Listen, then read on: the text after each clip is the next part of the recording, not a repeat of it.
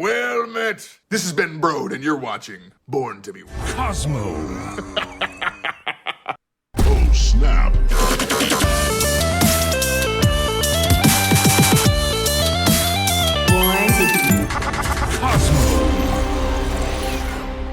Welcome to another episode of Born to be Cosmo, a twice-monthly Marvel Snap podcast where we talk about all things Marvel Snap. So, it's been 2 weeks since we last met, with Zombies and I. And, in the interim time, not a whole lot's happened, so I'm not sure we're going to have a lot to discuss today. Just kidding. It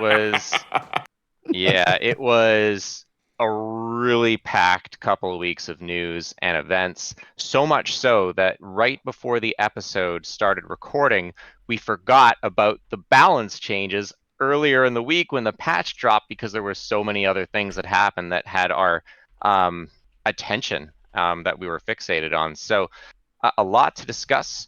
So I propose we jump in and review the news. Yeah, let's do it. This just in. Breaking news. Live from the Daily Bugle. Parker! Parker? I love that. All right. So we had that's so good. So we had the patch drop earlier this week, and it's our monthly patch, and those are usually pretty big events. They come with balance changes, other changes, but this seemed to be bigger than the last few, and that includes the introduction of battle mode. Yeah. So they introduced the new game economy, the spotlight caches, and that's there's a lot to unpack. So what I propose is we quickly review what was released and just kind of go through a quick summary. We extensively went through our predictions last week, and as promised this week, wanted to see if our predictions were overly optimistic, maybe not. So Spotlight caches went live this past week, and right away. Okay, so story time. It's morning of patch, where everyone that's in the know has the mobile app in hand, waiting for the PC client to drop so that you can log in and get your rewards for your unopened caches using the old system. And there were all these tweets flashing around about what are the numbers of the spotlight caches, which ones you can open, which ones you should save, and everyone posted the right information, but everyone posted the ordering of the numbers differently. Some were vertical, some were horizontal. So I actually opened up, I think, a spotlight cache by accident. Oopsies. It's my story. So I ended up with 4 when it was all said and done. Still not bad. 4 is No, four it's is where not you want to bad. be with this. At least 4. Guarantee what you're going for. You can hold on to the extras if you get lucky. I know for myself and many other people, this was kind of the week because a lot of the other weeks this month don't look quite as appealing if you already have a pretty complete collection, or like most of the cards you want. Like Jean is that new one, and a lot of people are excited about Jean because she's been like the most impressive looking card of the month. So a lot of people wanted the opportunity to pick up her, and then large sea creatures like myself valued that very nice-looking Art Germ Jean variant. I got it too. Wanted to go for that. I got it too. It's so nice. It's really pretty. I'm a sucker for good variants, and I really like that one. And the FOMO got the best of me in going for it. Because if you don't know, the special variants you can get for the characters in these spotlights, not that they're never coming back, but they're not going to come back for a long time. I believe the official words from Second Dinner were at least 6 months, if not longer. 6 months. They made it sound like 6 months was a conservative estimate, like a bare minimum, if that. So you're probably not going to see the spotlight variants from these for a very long time. And even when they do come out, we don't really know where they're going. Are they going to just pop up in the store? They may have said this. I'm not entirely sure. I think they are. But for all we know, some of them can end up in the Ultimate Shop. You don't really know. And I don't think they really planned that out that far ahead.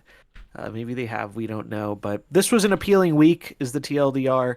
And the next few weeks, at least in terms of new card releases, don't seem quite as appealing. I know quite a few players who are excited for next week, though, who wanted to get their hands on Iron Lad. And also, Echo looks like a powerful card. It might not be the right meta for it right now, but it still seems like a really strong card overall. So I know a lot of people are going for that next week. They're just hoping to dodge Kang because, well, nobody plays Kang. He puts the bad in big bad. Yes, that is true. Well, okay, so these are weird, and I think it might be worthwhile to, like, we were kind of joking about it throughout the week, right? That it's like, it's confusing, and it's confusing. Like, I feel like I'm pretty plugged into this game and play it like every day and hit infinite and all this stuff. And the system is super confusing. And it's got to be like, for people who are not playing it to the same level that we all are, it's got to be super confusing, right? And it's like, well, how do I maximize these? What if I want this thing? How do I get that? Like, and everyone was confused, especially about what happens if I get like a card that I already have, and how does that work? And that whole conundrum, like, oh my God, this whole thing was just so I want to touch on that a little bit, because it's no secret that Second Dinner asked some of the content creators questions, or we got to ask questions to Second Dinner about the new system, and then they put those questions out in a FAQ because they were like, well, these are questions everyone's going to have. So they did that just before the announcement of the system. And so I think most of us on the content creation side thought we had a pretty good understanding of the system. And generally we did. But there was one major point that I don't think anyone really understood correctly from how they explained it, and was taken as kind of a surprise. And that is so we can see in this graphic here, there are 3 spotlight cards, right? But if you look in your game, you see there are those 3 cards, and then there's a little red card and a little blue card. And that's your random slot. And this is the weak point of the system. Now, if you don't have very many Pool 4 or Pool 5 cards, there's a good chance that this will net you a new card. However, if you're close to the 50% completion mark, or higher, as you get higher up, the odds get lower that you're going to actually get a card out of that. If you get a card you already own, because there's no duplicate protection in that spot, it gets replaced with a variant. Now, they did tell us this, but the way they kind of worded it, I understood it a little bit differently. I think many other people did too. The way I understood it was, I thought it replaced it with a variant of that card. I don't know if that's just me misunderstanding their wording, or maybe it was a bit ambiguous, but that was kind of how I understood the system when it was explained to us. And even though obviously I'd much prefer getting a card, and most people would prefer getting a card, I found the idea of, well, a lot of times you're kind of missing variants for those Series 4 and 5 cards because they're newer, they haven't been through as many rotations in the shop, and I like getting variants for cards. So while I think it would be better if there was duplicate protection, wasn't a thing at all, at least, well, if I opened a Kitty Pryde, I'd get a variant for Kitty Pryde, right? I was waiting for one of those for a while. That's not how this works. So how it really works is you open a card that you already own, and you get a little convert button, and then you could press the convert button. What happens if you don't press the convert button? I think you have to. I don't think you. It's the illusion of choice. Pressing the button is not optional. Yeah. So when you press the button, you get a random. I believe it's their new premium mystery variant. Now, what is a premium mystery variant? It's a lot less complicated than it sounds. It's not the same thing as a 1200 gold premium variant. That's the key. No. What it is, it could be. But what it is it is a random variant that could be rare or super rare. So 700 or 1200, and it cannot be a pixel.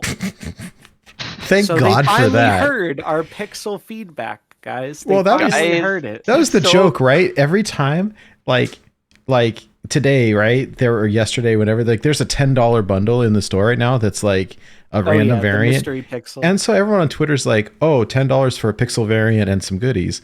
And it's just the running joke now, right? And I saw Bootman or somebody posted like, should I get this thing even though it's probably going to be a pixel? And then posted right later like, it was a pixel and with a screenshot. Like, what did you think was going to happen? I didn't buy it, guys. Should we buy it after and stream it and see if Oh, we get a man. pixel? If you feel like throwing away your money, I mean, look, here's the. I mean, I play Marvel Snap, Nate. You just asked if I feel like throwing away my money. Yeah, I mean, you definitely do. Nina's was my favorite. It was So, rage into pain. so I mean, if you do the math on it real That's quick, right? Like, okay, if you go to any of the websites, you go to SnapZone or any of those, and it tells you, it like categorizes them, right? So if I go to snap.fan, it tells me. So it says right here, I'm looking at it right now, Pixel. There's 214 Pixel cards. Out of how many variants? It doesn't say. I could do the math in the background, but it breaks them down into categories, right? So if I look at this, the two big ones, right? Pixel 214, Dan Hip 127, Chibi And has there are a lot of 72, hips. Baby has 60, and then I go down to Max Grek with 40, Peach Momoko 36, Venomize 33, 3099 28, and they just keep going down and down and down. But if I add all these up, Pixel has to be I'll do the math real quick, but it's got to be roughly 2/3 of the variants. It's a ton. And then you also have to think about the fact that 1200s aren't in the pool, right? So, Right. and I don't think there are any 1200 pixels. So all the No. pixels are in the 700 pool. And it's just the odds of you getting a pixel are really high. I've learned this the hard way, not even buying this, but I think every variant I've opened out of the last 2 season passes, almost all of them have been pixels. Hmm. It's been rough. Yeah, that's why when I opened up my collector's caches during the scramble, in between updates, I pulled that Dan Hip Yondu, and I thought I hit pay dirt because it wasn't a pixel. Dude, Now- by the way, Zombies, can I just give you a super big thank you on the air because I was stressed about this whole thing because I just did not get it. And I watched the Collins video and I watched Zombies video and I was still like, how the heck does this stupid thing work? And so I set my phone to not like to disable auto updates. I called Zombies on my lunch break, like, hey, can you walk me through it? And we did it. And I opened up everything except the ones on this chart here.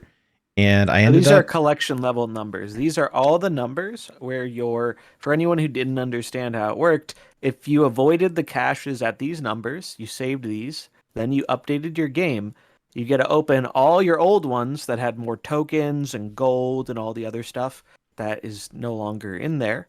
But you still get to reap the benefit of the new good caches. That's what these numbers represent.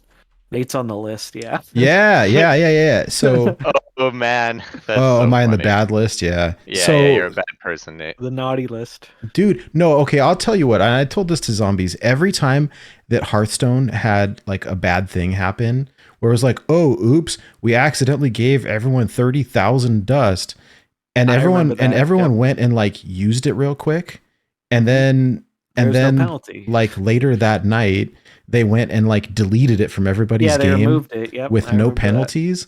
And I've always been the like bigger person every time because I'm a fool. And so this time, like, no way, I'm gonna do this because like let me get to get one over. yeah, on us, right? we spent so much It's a money little on this revenge. game. Like, let me just get my the 50 the boxes with 50 tokens is such a slap in the face. Like getting 100 is bad, but getting 50 It's so bad. makes me just want to cry.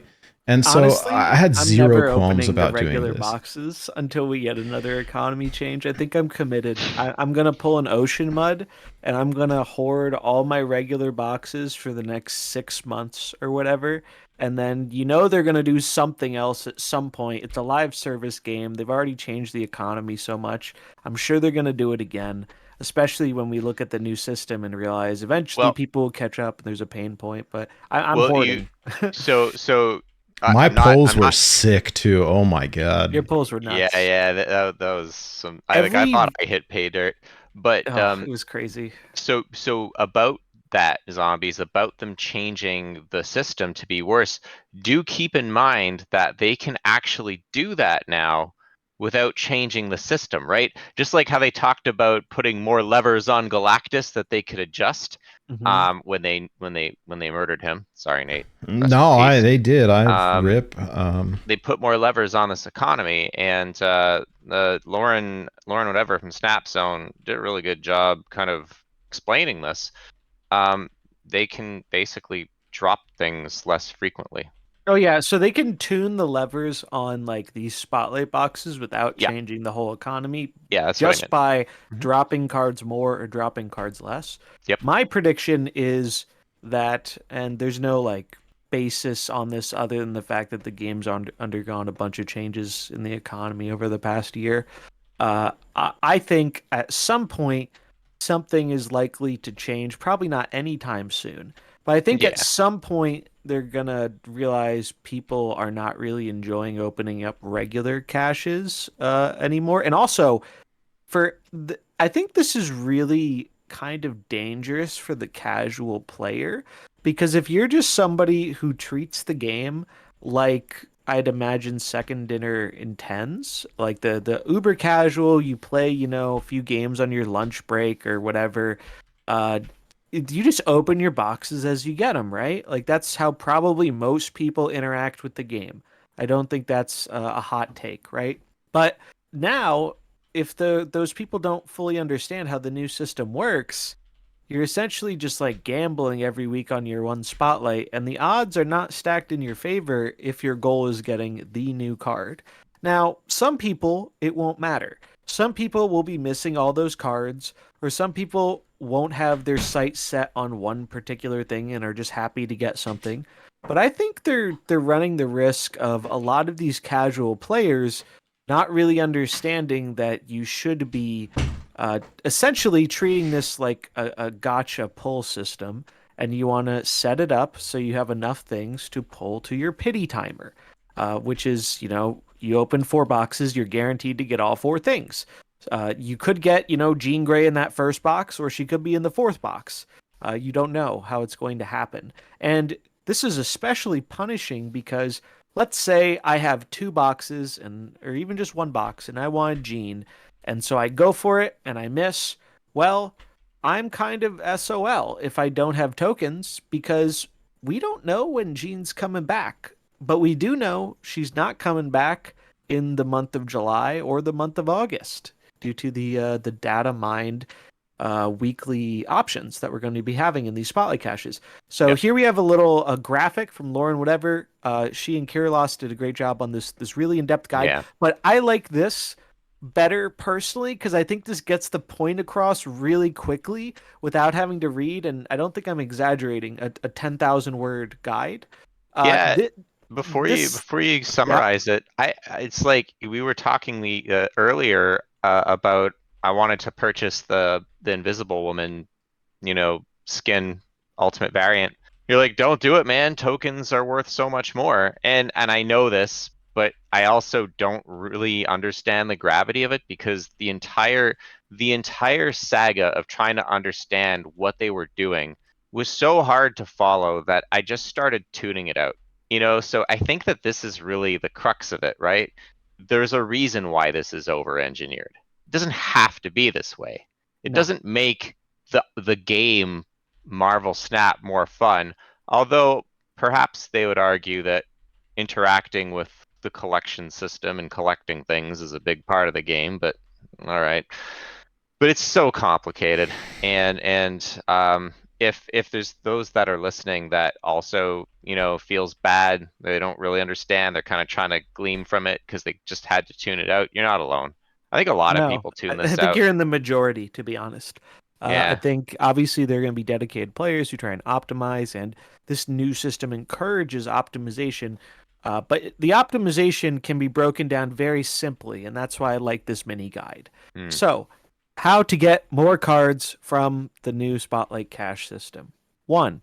Only open Spotlight Caches when you could open 4 in a row. So this goes back to the pity thing.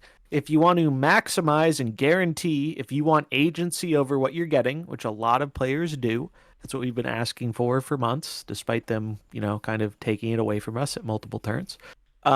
You need 4 boxes in a row to guarantee that you don't get unlucky.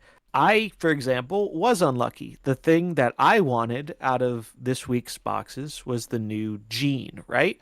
I wanted the variant. I bought the card for tokens so I could get the variant. If you don't know, if you already own one of the cards in the selection, you get the special Spotlight variant first, because obviously you already own the card. So I wanted to get that. I liked the Null, I liked the Living Tribunal skin, but I didn't need those, and I certainly didn't want the random card. Well, unfortunately for me, it was in my 4th box. Now, luckily, Oof. I saved up enough boxes to where I had 5. So I was okay. But I've seen multiple people posting about this on Twitter. Some people just be like, well, I wanted to go for Gene. I had 2 boxes.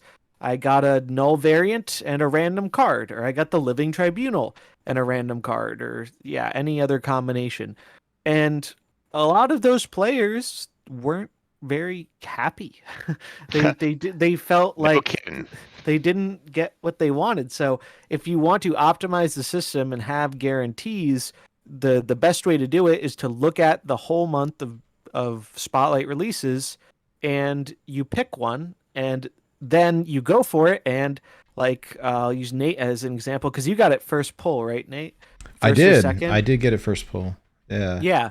So if I got, let's say, Gene first pull or second pull, I could have saved my other 2 boxes for future stuff because I didn't really want the other stuff. So this is why it's important to have 4, because if you get lucky, that lets you hold more for later, which lets you open more stuff potentially sooner, right? If you want to do another week that's soon, but not spend money or whatever to get more progress, it's good to have those extra boxes, but sometimes you're going to need all 4 to get them. 2, stop opening Spotlight Caches as soon as you've received every reward you wanted. Yes, same thing. Once you get what you want, hold the other ones, because these are very, very valuable. This is silly. What's terrible about this is, now when I open my thing up, when it's time to open more, you have to scroll way down and then try to find where they are. It's so annoying. It's a little annoying. This one's interesting. Spend tokens on desired Series 4 cards. When doing so would let you skip a week of opening. So 2 of the cards releasing this month are Series 4, Legion and Mirage. Not this week, but the following 2 weeks are Series 4 releases. So instead of going for those in the boxes, if there's not anything else you want in those weeks, just buy them with tokens that you have saved up. As it'll let you save Spotlight Caches for the weeks where there's a Series 5 card you want, which is obviously a lot more expensive for tokens. And then prioritize weeks that feature 2 or 3 desired rewards over just 1. So that's another really important one, because your odds of getting just that one thing you want aren't super high, right? Your first pull, it's 25%. Your second pull, it's 33%. And it's a 50-50, right? So this week, even though I mainly wanted the Gene variant, I really, really liked the Null one too. And that's kind of what pushed me over the edge into going for it, was the fact that I really liked the Null and I didn't have a variant for Tribunal. So if I got that, it was just kind of a bonus.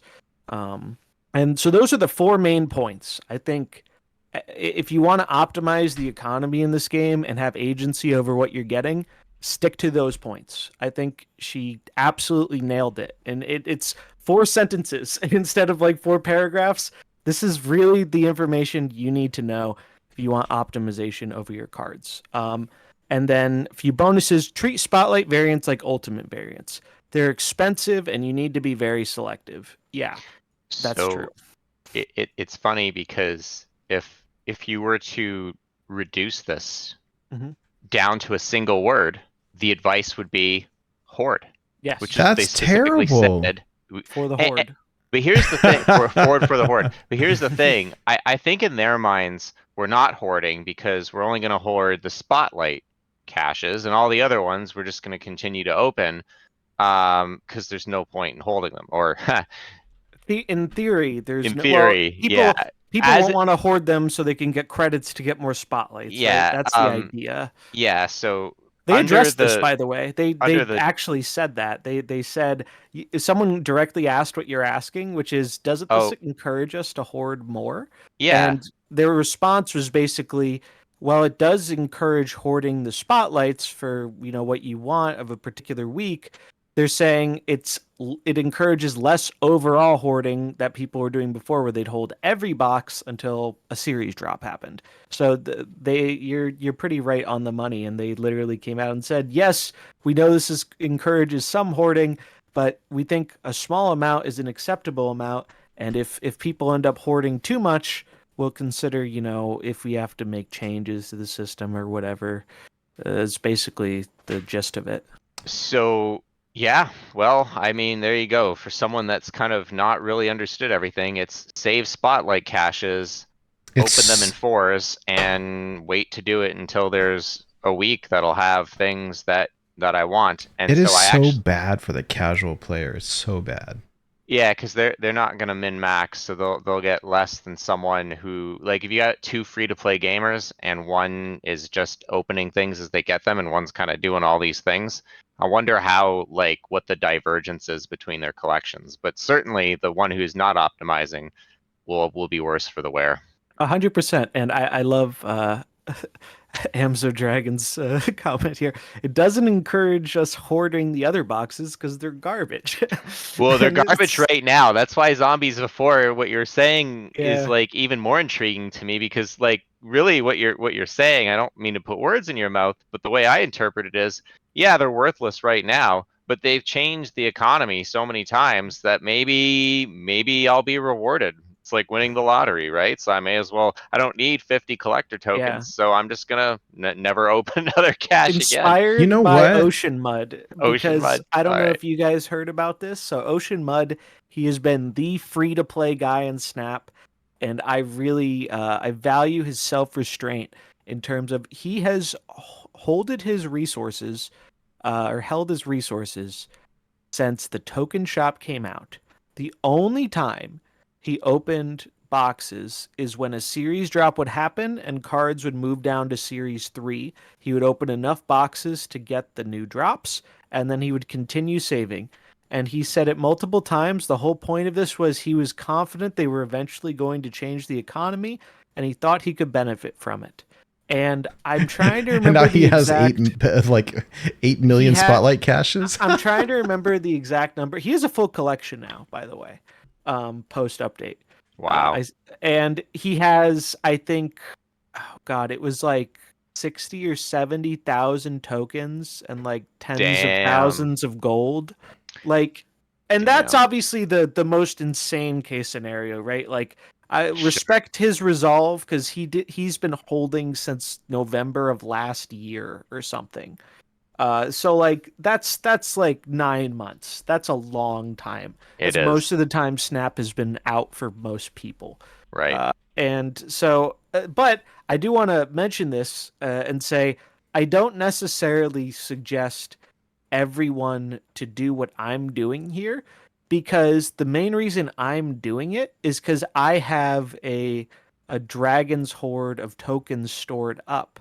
I have like 50,000 tokens. Holy crap, dude. Wow. So I can ignore the new system a little bit easier than other people can, because I have a lot of tokens that let me buy what I want, and so I don't have to rely as heavily on the spotlight caches. Whereas most players who aren't spending much money on the game or didn't spend much money in the past, you probably are going to need to open those for the credits so you can keep getting your spotlight caches, even if, the tokens don't really feel as good. I Yeah. think people probably should still open them for the credits so you can still get your spotlight caches. Now, I mean, if you have a lot of resources saved up, maybe you can consider doing what I'm doing. I'm kind of just interested in doing it as an experiment. But it's because I've got to say, seeing that 50 pop out of the box it feels like I'm just getting slapped in the face. And we all said it. We all tried to warn him, but by the time we were giving feedback about it, it sounds like the system was already pretty decided upon. So take that for what you will. But it is very unfortunate, and I hope they change it because the normal boxes never felt that exciting to open to me after a certain point in the collection. Like, yeah, you're getting your tokens, getting you closer to a card, but it just wasn't as exciting as it used to be, right? And now it feels even less exciting. And maybe that's a problem with high collection level and having most of the stuff, and maybe that's why they don't want a lot of people getting there, but it's another topic. I could see though, like if you didn't need to open them, like if you weren't missing stuff or whatever. Yeah, because like before I was just doing it for the tokens mainly if I needed some extra tokens, whereas now it's like the token amount is so small, I will get more tokens by just slowly buying a variant every now and again in the store and getting that, 2K bonus tokens or something. That'll happen a lot faster, I think, than getting, 50 at a time or the rare 100 tokens, Well, and then you benefit if they say there's like massive complaining that people don't like collectors caches with 50 tokens in them. And they're like, all right, we heard you. We'll make the lowest 100 again. You just benefit, right? Yeah. Not that they're going to do that. Like, Well, you don't. I mean, I we don't know that Well, they're I don't going to do know. that, but we don't know that they're not going to do that. I mean, Yeah. I think that they've changed things at such a frequency that, there's a certain fluidity, right? It's not necessarily stable. So I'm not being negative. I think that whether you think it'll be a good or a bad change or something in between, it's almost certain that something will change.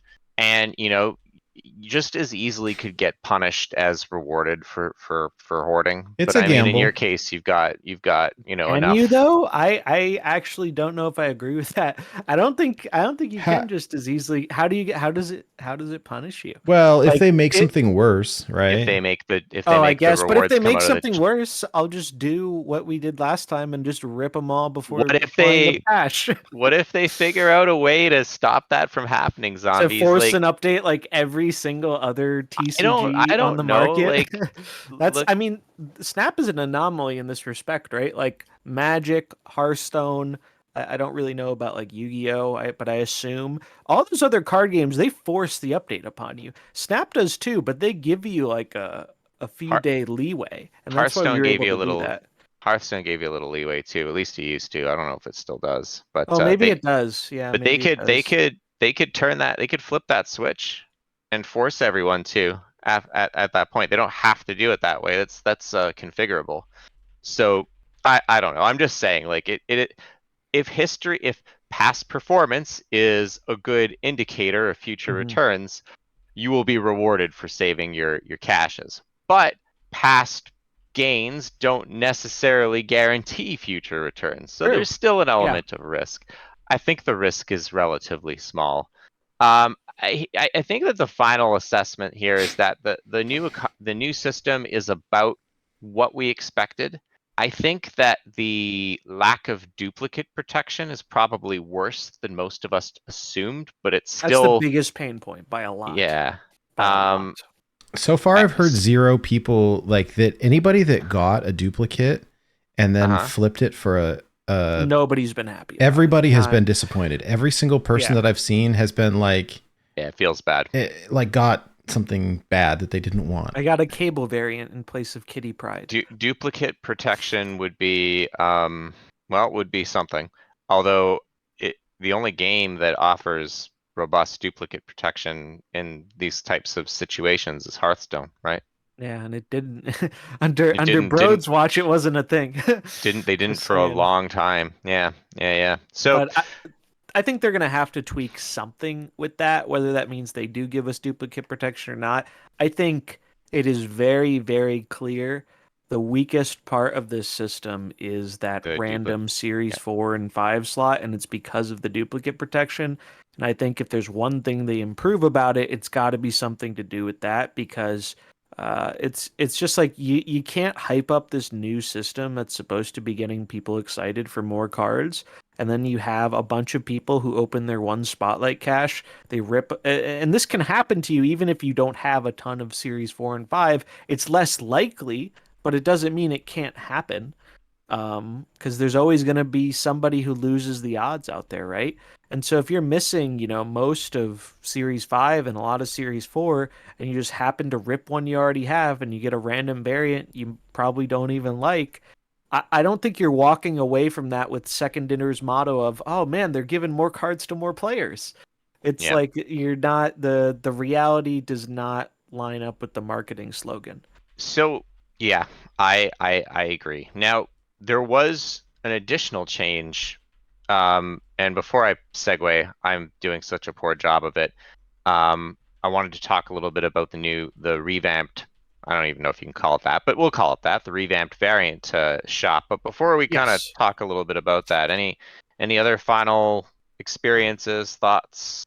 Just Uh, I don't know. Just I wish that this system was a bit like more clear to uh casual players, because I think they're the people who are going to potentially suffer the most from this just by ripping things as you get them. And I think we're not going to see we're not going to see the full impact of how people feel about this right away, because this week everyone is still riding the high of, oh, I saved my boxes for a month and I actually got to engage with the system a lot and I got things I wanted. And now not Yeah. everyone had that happen, but a lot of people did, and those Okay. people are probably happier right now than they were under the old system. But I think the true test of this system is going to be August, or I think the real test is going to be September, where if the currently data mined cards end up being accurate and there's a powerful card every week, I think you are going to see the real frustration emerge out of the system, because you're going to get a lot of people who do gamble that one cash hoping they get the new card and then not get what they want and then be upset about it. I think you're going to see a lot of that in either next month or more likely September. But for now, a lot, and also this isn't even accounting for all the people who are upset that they didn't do the trick to double dip because they feel like they missed out. And Oh Snap uses a yeah, whole lot no. of FOMO in the game, and so when you already have like a FOMO focused game, uh, of course your players are going to be feeling that FOMO when they feel like they got left out of something just because they did the normal thing you think to do of, oh, it's patch day, I should update the game. Yeah. I don't know. To me, I don't even really there people can be the worst. But as for the system, I feel like they're playing 3-card Monty with me. It's like if I go to the grocery Yeah. store to buy like a head of lettuce and I get to the cash register and like they put a board down with like three cups and a ball. Like it's just I I don't know. Like No, I love that analogy. That's the actually kind of fantastic. I just you know it's whatever. So Well, far you know so what it is? far It's we it's have just to jump through more hoops for agency. And yeah. it's so frustrating, especially as a long-term like beta player. The number one thing, and I really can't emphasize this enough, the number one piece of feedback and the number one thing we wanted in the beta was a sense of agency. Because for anyone who doesn't know, I mean, you probably do know if you started at launch, the token shop wasn't a thing. They hadn't had new releases really figured out outside of the season pass. They tried something really bad that didn't work and almost sunk the game in beta. Um, but Yeah. the thing is, like, we wanted agency. I did my whole pool 3 without the token shop, and it sucked. It was not Yeah, fun. I did not enjoy it as a card game player. The yeah, fact that I didn't have access to Magneto when I wanted to play a Magneto deck. Or whatever other card, or destroy was dark, Hela was actually a big one for me. I really wanted to play dark Hela, times, and dark times. we finally got agency in the token shop, and though it was far from perfect, it was really, a step towards giving players more choice in building their collection. And it feels like ever since that first token shop update, they have tried to like claw the agency back away from the player base. And I'll be totally honest. If they tried to do that in the beta, I don't think people would have stood for it because the beta was comprised of mainly card game players. But now that it's launched, and I'm just going to say it, most of their audience, I don't think, is card game players or not like players who've played card games in the past. Yeah, I'm sure. that's part of it. Jules made a good point in the chat. You have non-card game gamers, and you've got those that have fallen victim to sunk cost, or Oh yeah, sunk they've cost a big one. or the third one, and I don't remember who said this. I think it was someone also in the chat, so apologies that I can't remember, but it is very insightful. There are people that have attached their own identity that's so intertwined with this game now that they feel that not everyone, but a subset will just do anything to try and spin the good out of it because they're so invested, not monetarily, but emotionally or with their Yeah, yeah. brand. Oh, And we that's- get to talk about the people who defend the company making business decisions based on comic book lore. My favorite topic. No, it's true though. It's like, and Oh, this isn't gosh. a phenomenon unique to Marvel Snap. This No, is but it something that seems happens in every very game. yeah, but it seems elevated here. It more seems pronounced. Yeah, it's more pronounced because the cost is higher, so the sunk cost fallacy is deeper. It's the time cost too, right? It's not just Yeah. money cost; it's how much time and you spend in the game. You spend reading stuff about the game, and it's. I saw another streamer talking about this the other night, and I really liked the way they explained it, where it's like people, because they tie up their identity in something they like so much. When you're critiquing that thing, a lot of people take that as you're personally attacking them because they're viewing that as like a slight on a part of who they are. And it's like, no, that's not what we're trying to do. We're not saying other people are wrong for feeling differently, or you don't have to agree with any of the different takes you see out there. But it's like some people just take it so personally that someone feels differently than they do about the thing that they like, and they want to reinforce that their beliefs are right by telling the other person that they're wrong. And then it just leads to a lot of pointless arguing where people end up not really arguing a legitimate point, but just trying to defend their own predetermined like notion about the game or their feelings rather than actually engage in a discussion. It's like you're talking past the person rather than having like an actual back and forth discussion. And that's what I find very tiring and have tried to disengage from, because it's very hard to get through to people like that. And Yep. I really think it is a pretty big issue in gaming in general, and not even just gaming, in a lot of hobbies. But I think you're right. It feels a bit more pronounced in this game compared to like other card games I've played in the past, even though it certainly is prevalent there too. Serious question. So, Second Dinner just announced that they are working on a second game, unrelated second game that is mystery as of right now, right? Uh-huh. So, how does that make you feel about, like, is there any trepidation? Like, hey, are they going to divert resources from Snap to focus on this other thing? Like, It's a good Or question. or are they just going to hire more people? I mean, it doesn't bother me because, like, does it bother you that when you're playing Hearthstone, there's another team working on Diablo? Like, well, no, this is- but they're Well, I think that's legitimately a little very different 'cause small company, Blizzard's right? like a $80 billion company, and Yeah, Second well, they're- Dinner is not. Second Dinner's charging you $30 for a pretty picture, so they're pretty flush. Oh, I know that. I'm not saying they're not making cash. They're So- making good money for the mobile game, but No, I think I it's look at that as just a company expanding, and yeah. I think that I'm not it's bothered by it. if anything, for those that are worried about it, I'd actually be encouraged by it, because if all Second Dinner was going to do was Snap, right? We already see it declining, and I mean, it could have a long lifespan, but the only trajectory for it now is down or maintain.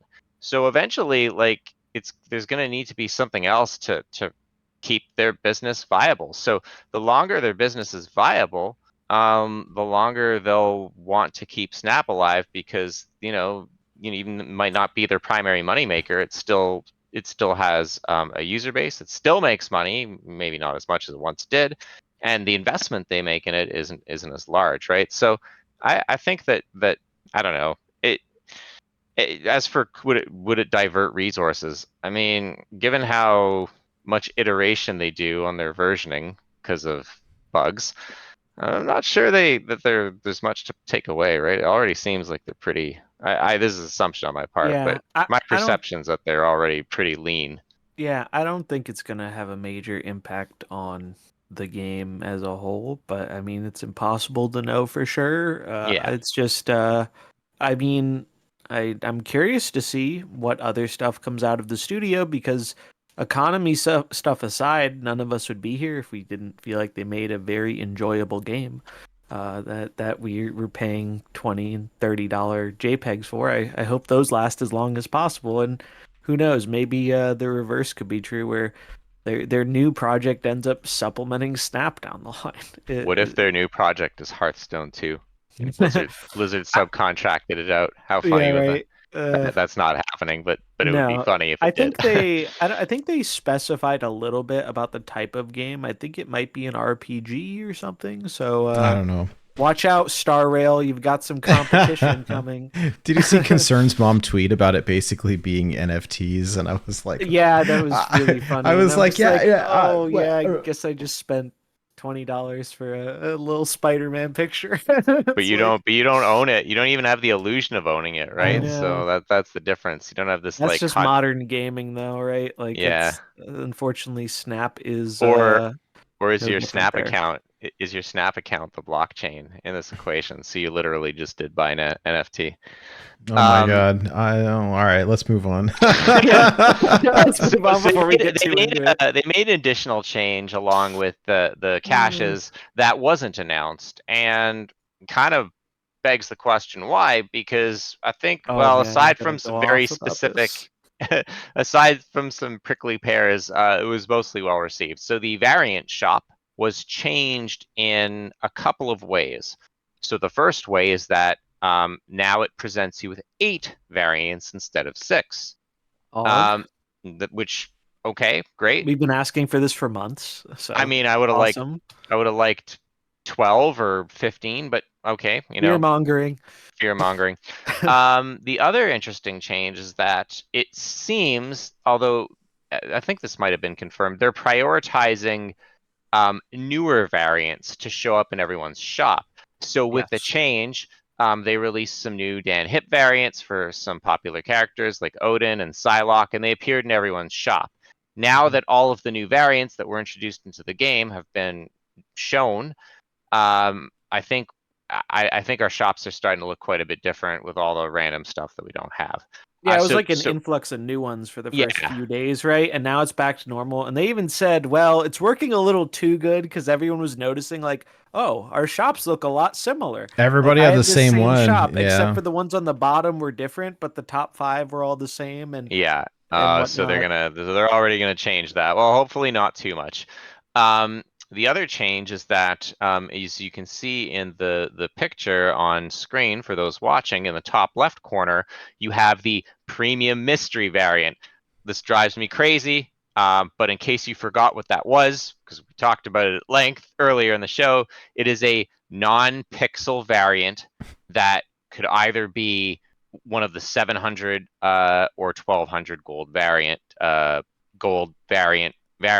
It's just not a pixel. Mouthful. It's just Yeah, not a it's just pixel. just not a pixel or an ultimate.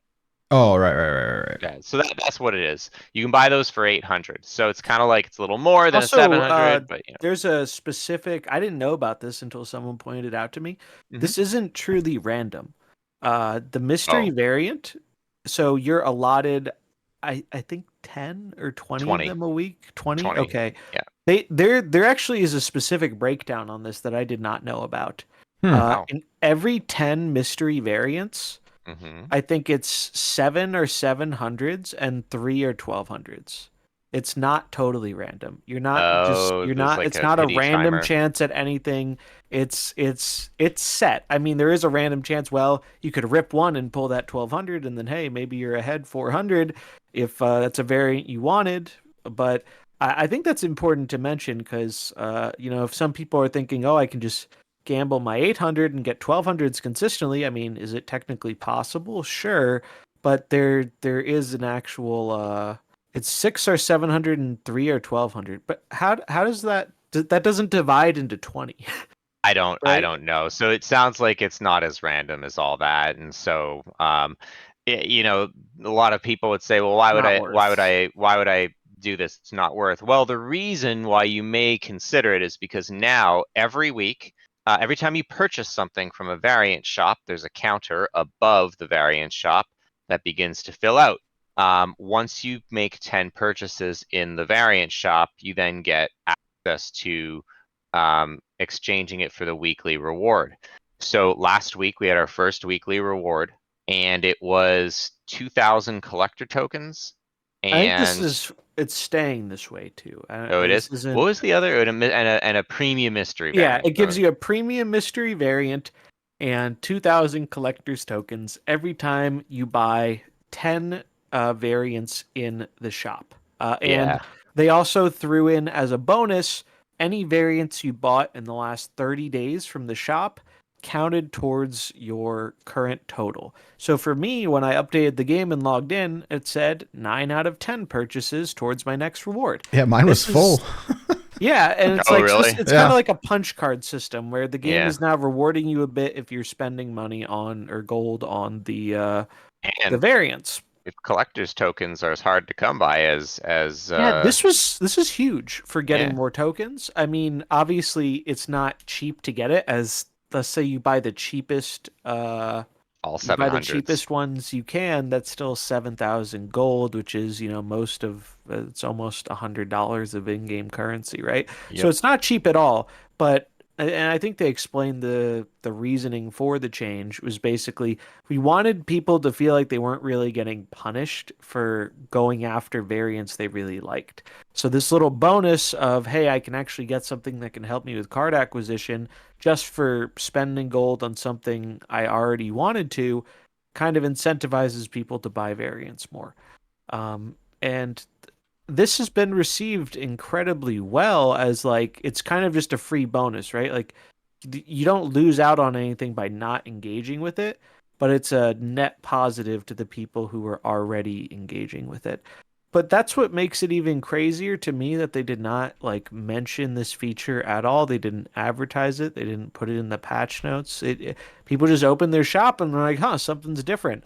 And I just don't understand how in a game where most of the time when they're adding a positive thing, it's because, a negative impact is happening somewhere else. How can you not advertise something that is just like a net win?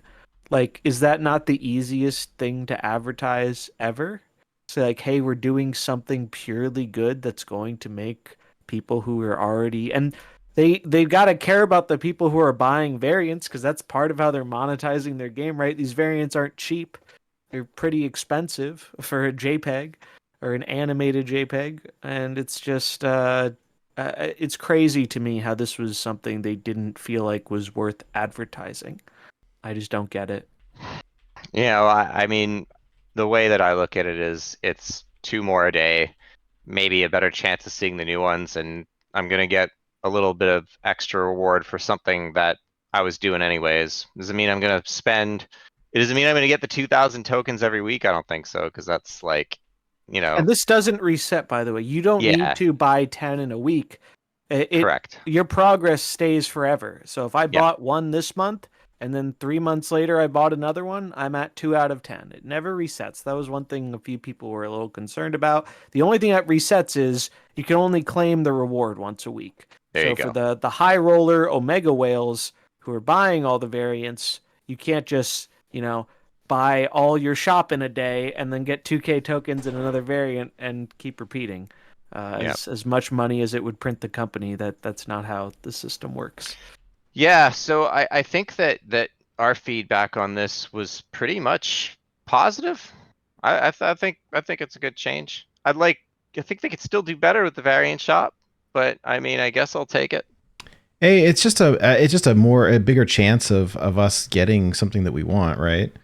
That's the big takeaway, I think. Like the fact that, I mean, we were all pretty excited to see new variants and whatnot, and I picked up a few of them. Like, people get excited about looking at the new variants. I mean, look at Marvel Snap Twitter. Like half of it is, hey, like this X times, and I'll set my money on fire for this cool variant. Oh man, and I am not. I know people engage with it, but like, ugh.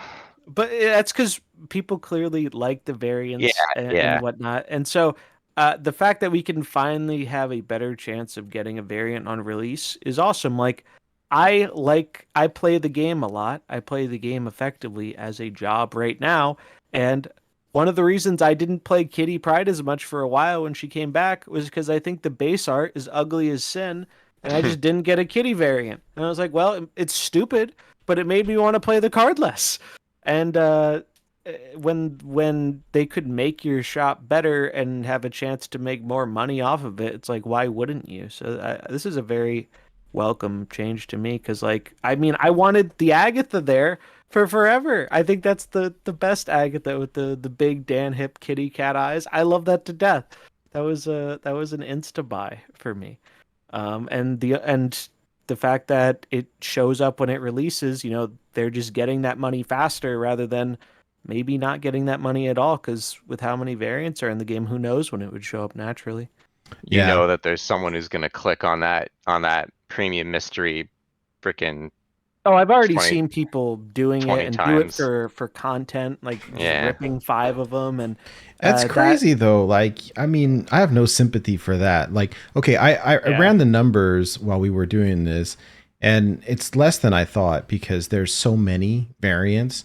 Now it might be slightly skewed because I didn't realize it was including unreleased cards, but some of them have been released since, so it's hard to actually tell. But like, long story short, like you have a 20% chance of getting a pixel, which seems low, but like it might be even lower. So I have a question. So some of the variants don't have classifications, right?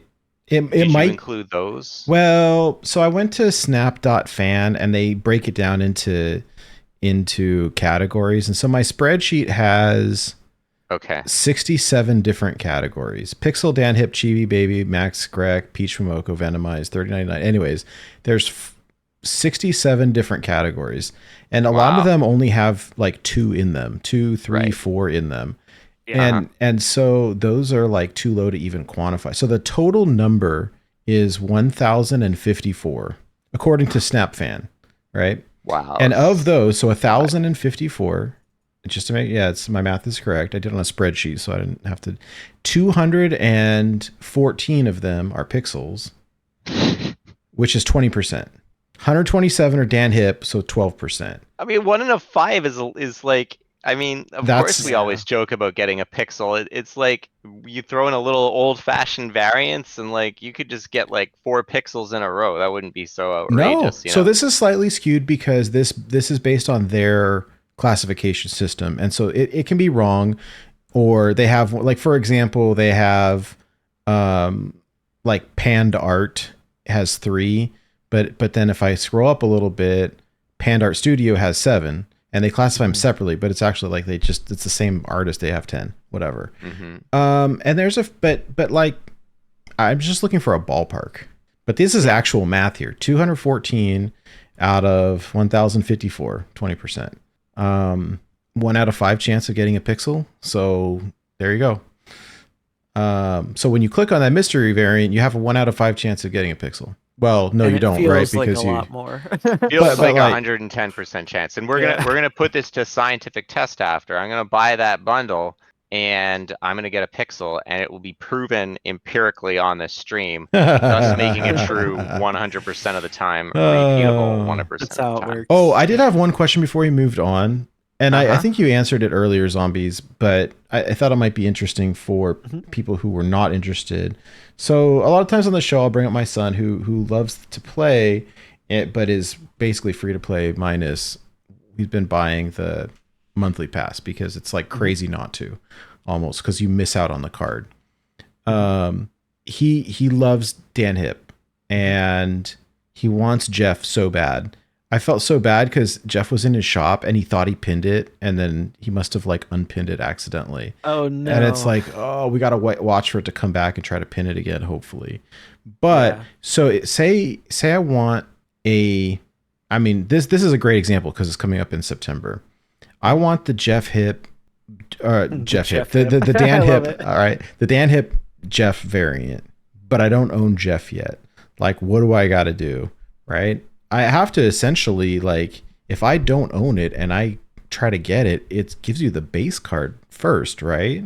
Correct. So you have two options. There are two simple options that you can do here.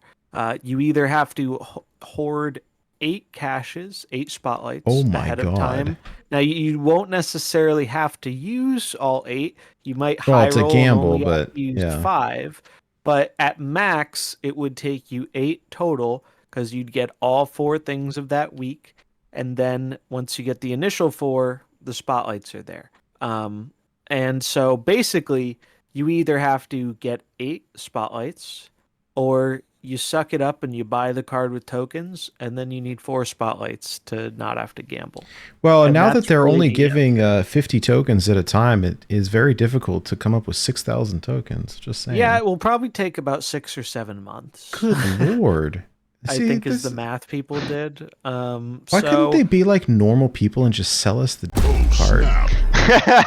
That's like Nate finally hit the breaking point. He's tired of playing 3-card money. It's not even me because I got it a long time ago. I know. Yeah, it's so complicated. It's really, and you know, someone out there is gonna like not. They're gonna foul it up, and it's gonna be devastating. And well, I just like I'm trying to like manage my own account and my kid's account at the same time in a way that's not going to spend money on his, because like he didn't have that money and I don't have the money to be doing this on 2 accounts, let alone 1. Yeah, right. Like, yeah, it's frustrating. And I mean, best case scenario, maybe, and this is probably a lot of copium, maybe Jeff goes to Series 4 and then he costs less tokens and then he can buy them for 3K and get the variant. But truthfully, the probably the best answer, as bad as it feels, is basically start saving religiously and hope you can get 8 before Jeff week. You'd have to math it out to see if that's possible. I'm not even sure if it is. Well, we'll see. My hope is that we can high roll somehow. I'm still kind of in that Blutrane camp that Jeff is going to be announced as the first like big Jeff, right? Like, we've just decided to keep Jeff at 6K because he's Jeff. Oh, so how are they? It's so. I mean, Blue called it. Blutrane was right. I said it.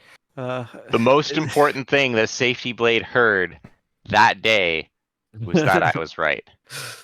I was adamant that Dan Hip Jeff was not going to end up as a spotlight or an ultimate or whatever, a higher price variant. It's so good. Look at it. How could it? Well, it's not about the quality of it. I'm basing it off of the fact that the majority of Dan Hip variants, maybe even all of them, I don't know this for sure, but I feel like most Dan Hips are 700 in the store. They are. So like the story of the variants is this: at launch of Snap, or even during the beta, it's almost like they overestimated the value of the pixels and underestimated the Dan Hip art. People love, like, there are people that don't like it, but I think the majority of people really enjoy them. I know I do. And, you know, some are better than others. There's a lot. Most of them are really good. But Jeff has got to be, like, the best one, right? Like, I if not the best one, then top. I love it, but like I really, the thing with Jeff is he has other really good variants, and I own both of his other good ones. But let's be real: when you make the big Jeff clickbait video, which variant are you going to showcase in the thumbnail? That's fair. There's a reason that Jeff is like the Snap Discord Jeff emote, right? It's because it's great. It is very good. I'm just really surprised. I mean, it's not the first time they're charging more for it. Like we can think back to the Moon Girl Devil Dino Dan Hips, and that was actually a more expensive bundle that didn't have great value. Yeah. I didn't even think. I didn't hesitate. It was like I the button. hesitated, but I caved.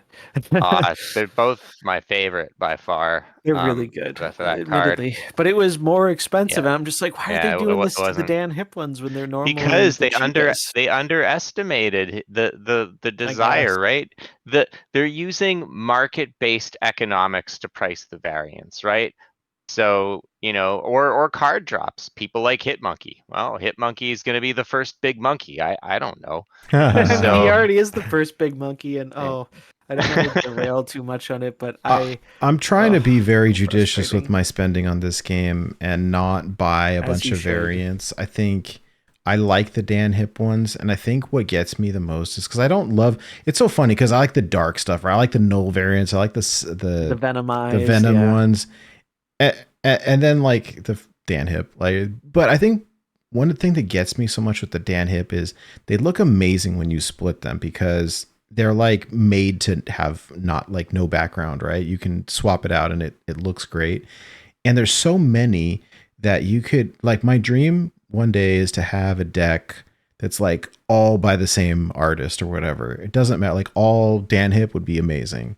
Like I just think it would be cool to be able to like theme them out right, like that. And the way that they've got these set up, you can't really do that because okay, there's 11 winter vacation cards and there's 10 luchador cards and 5 band cards. Like, so my dream of making a deck with everybody in the band ain't happening, right? But if I want to make a pixel deck, I could probably do it. Or a Dan Hip deck, getting pretty close. I just saw Galactus, so it's getting there. So yeah, they're really hoping people forget about the badges. Oh yeah, Oh badges. man, those stupid badges they'll got me never- to buy. They got you to buy Bast for 6K, and they got me to buy It was Valkyrie Ghost, for 6K. right? Wasn't it Ghost? I think, or Well, I I don't didn't buy remember. Ghost No. for the badge. I bought Ghost because I just wanted to play the card. Valkyrie was one where I knew Valkyrie wasn't very good at the time, and I bought it anyway because of that stupid. I liked the idea of like a little first edition badge, and now here we are, 8 months later, and well, the only news we've heard is sometime in the last 2 or 3 months they're like, we're working on it right now. Actually, it's like, oh, I actually great. don't like the idea of the badge. Like, where are they going to put it? There's no room. That's what I'm wondering. I love the idea of it, but I don't know how you do it wonder- in a way that doesn't look bad. So I have a hypothesis. They'll have to Mhm. give it a unique animation, like a crackle or something like that. Because I'm just wondering, you don't want to have it obscure the art. Yeah. No, I'll tell you. I mean, and- as a graphic designer, right? There is no real estate. There is none. You can't Well, like if you I do stick like a a big like top of the stamp on card, it, maybe, but then that messes with it obscures the art. Especially yeah, What it if you do messes like with frame a- breaks. Like, what if you do like a Kirby crackle type effect, but a special one for first edition? you could do it. You could do it with a border. You could do it with a crackle. But I like, think most people would be satisfied with that. I don't know. I don't honestly, with all the other problems we have, like I really don't care anymore. Yeah, it's you know? a drop in the bucket. It'll happen when it happens. And if it's bad, we'll complain about it. More news at 11. Maybe they'll demo it in the brand new PC client.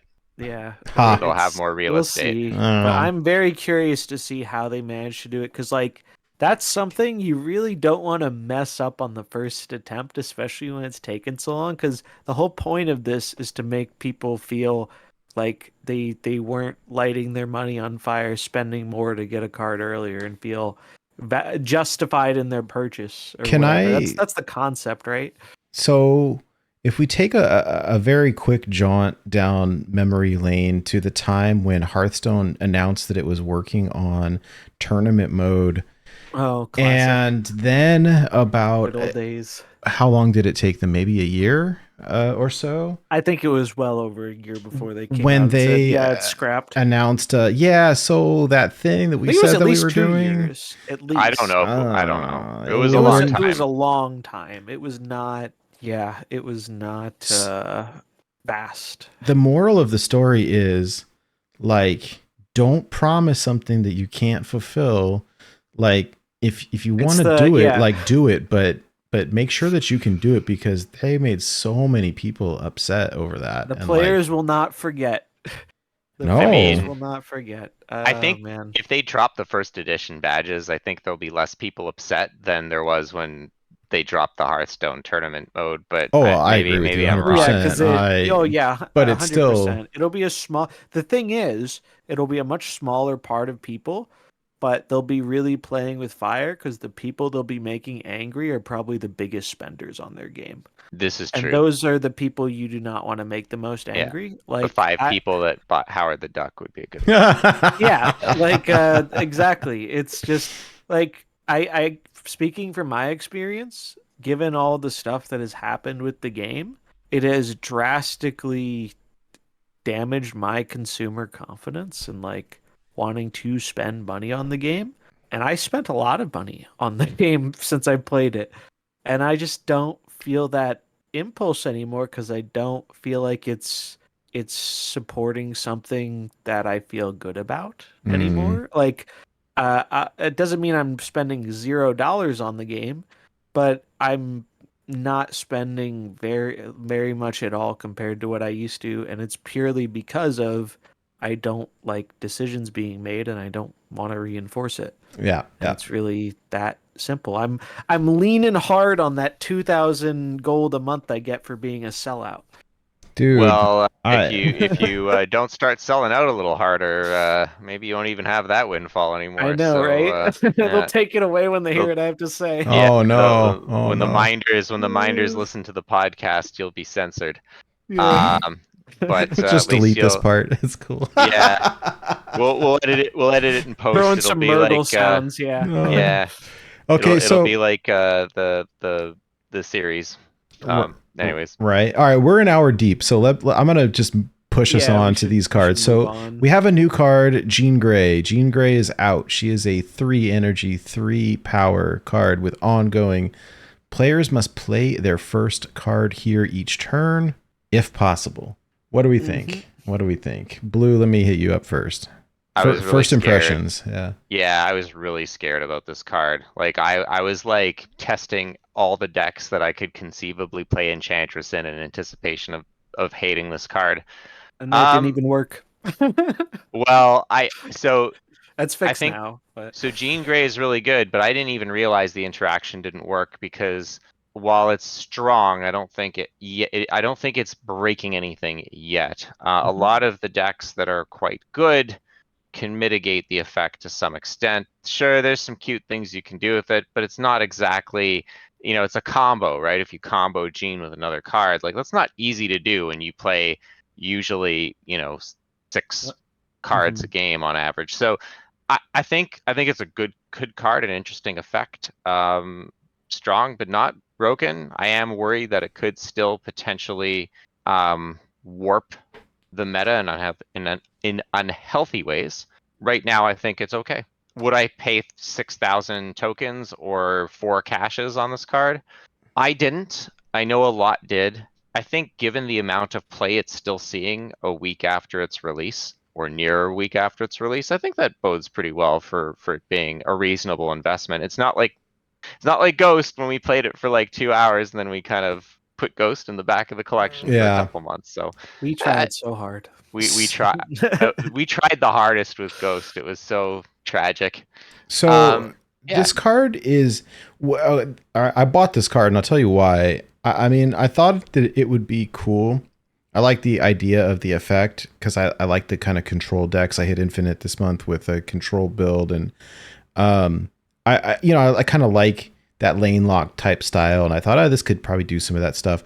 But the what really kind of tipped the scale for me was that I was seeing all these reports on day one of these broken interactions with her and Goose, and with her and oh gosh, I don't know what other cards, but I was like, oh, Goose was the main offender. It was if you had Goose in a Gene lane and your opponent didn't have any cards that cost 3 or less, they just couldn't play the game. They could not play any cards anywhere.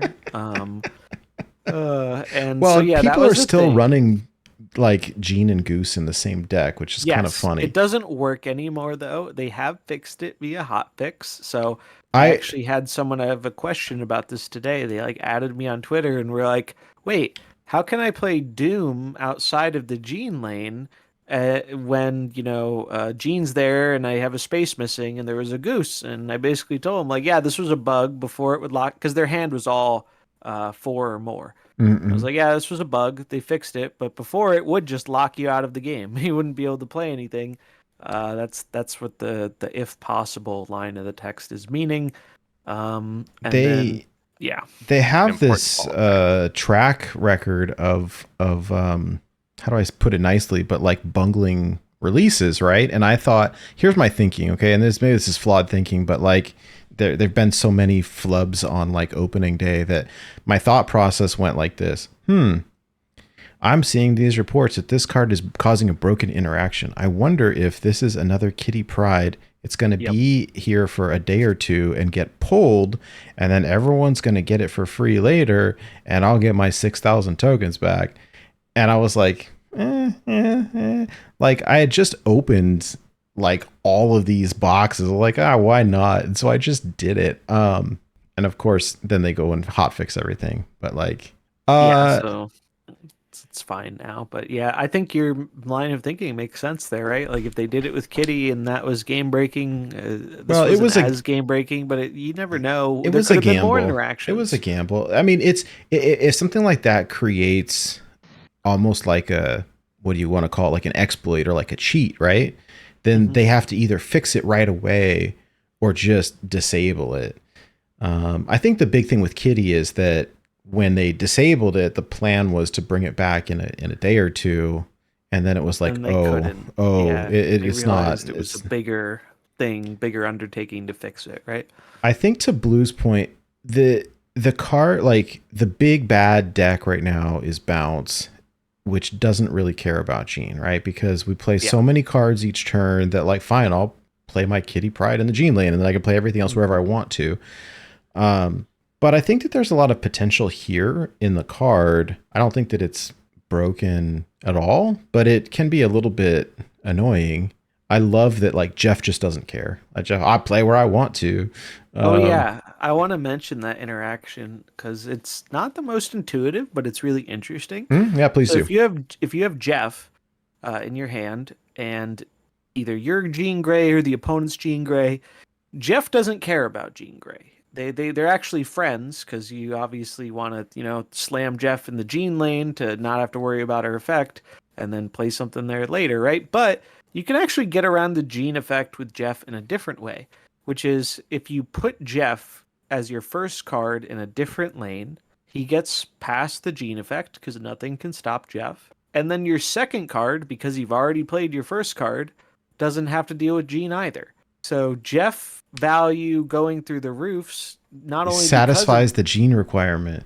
yeah, it satisfies the Gene requirement, and it's Jeff is also you play Jeff on 2 and Gene on 3, and then you can more easily fill your lane. And if you ever need to put something big there on the final turn, because your opponent's obviously forced to go into that lane, well, you aren't, then you just move Jeff out and you can play. Like, Jeff has been by far, I think, the best card to pair with Jean Grey. Jeff Like is just the best Nightcrawler is card in like the the second, game. but Jeff is just too good. He's a big Jeff, and he is the potential for Jeff just keeps rising. Yeah. It's Yep. I like Gene a lot. I think this month had a lot of mediocre cards, and I think Nate's right that the context of this meta isn't letting Jean shine to her full potential because some of the popular meta decks, namely Bounce, get around this very easily and don't have to worry about the effect. But man, if you run into like your opponent's playing like a Electro ramp deck or just a deck in general where they're trying to play like one impactful thing a turn, This is so annoying. Also, having played against it a few times with my Thanos Galactus deck, there's nothing that like it tilts me so hard when I set up for the Galactus and then they just reveal Gene on that turn and I'm just like, no, I can't do it now because I can only play the one card and I usually don't have the Gene lane full. So I think it's the most powerful card of the month. It's not going to see its true ultimate potential right now because of where we're at with the meta, but it seems like Bounce might be on the nerf list for the OTA coming up this week. Sounds like it. The question is, how hard are they going to hit it? That not if they're going to hit it. They're going to hit it. But yeah, I don't regret. I had a lot of resources. This is really just if I had to pick one card this month, this is the one I wanted. I think Echo is similar in terms of a very powerful effect that's not very good in this meta. But Echo's also a one drop and dies to Killmonger, and this also has led to a resurgence of Surfer, right? Because Gene's a 3-drop. And Surfer is very good right now. Yeah, it's been doing pretty well. Also, Nakia got buffed, and we're finally getting to toy around with Nakia a little bit like she was in the beta, except less broken. Because Nakia, believe it or not, was actually one of the most broken cards in Marvel Snap, if you can believe that. She used to buff the whole hand by 2, and it was overpowered as hell.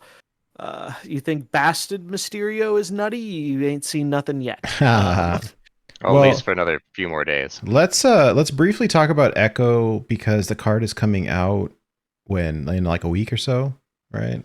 Tomorrow? Tomorrow. Oh, well, there you go. Echo See, comes out tomorrow. Okay, so July 17th. Yes, yeah, 17th of July. So I can open this. It'll probably give me the option to buy it, right? And then I can also open in the collector's caches. Yeah, she is This is the week with Lad and Kang too. Okay. Oh boy, Kang. Wow. Hey, look. We can't complain about Kang being there because it's a lore win. Because Iron Lad is a young Kang variant, so I don't want to hear any complaints about Kang because it's lore accurate. Kang is just he's a big bad in that he sucks. All right. Okay, so yeah. Well, it actually is kind of interesting because we had, I don't think you guys had talked about it last week when I was out, but they're putting big bads on the in the collector's cache or spotlight caches. A lot of them too. Wait, hey, hold on. Can I put on my tinfoil hat very quickly? So I've got Kang, right? And then I've got Galactus, and then I've got Jeff. I mean, just saying. So you're the harbinger of big bads? So it just confirms Jeff is a big bad. That's all.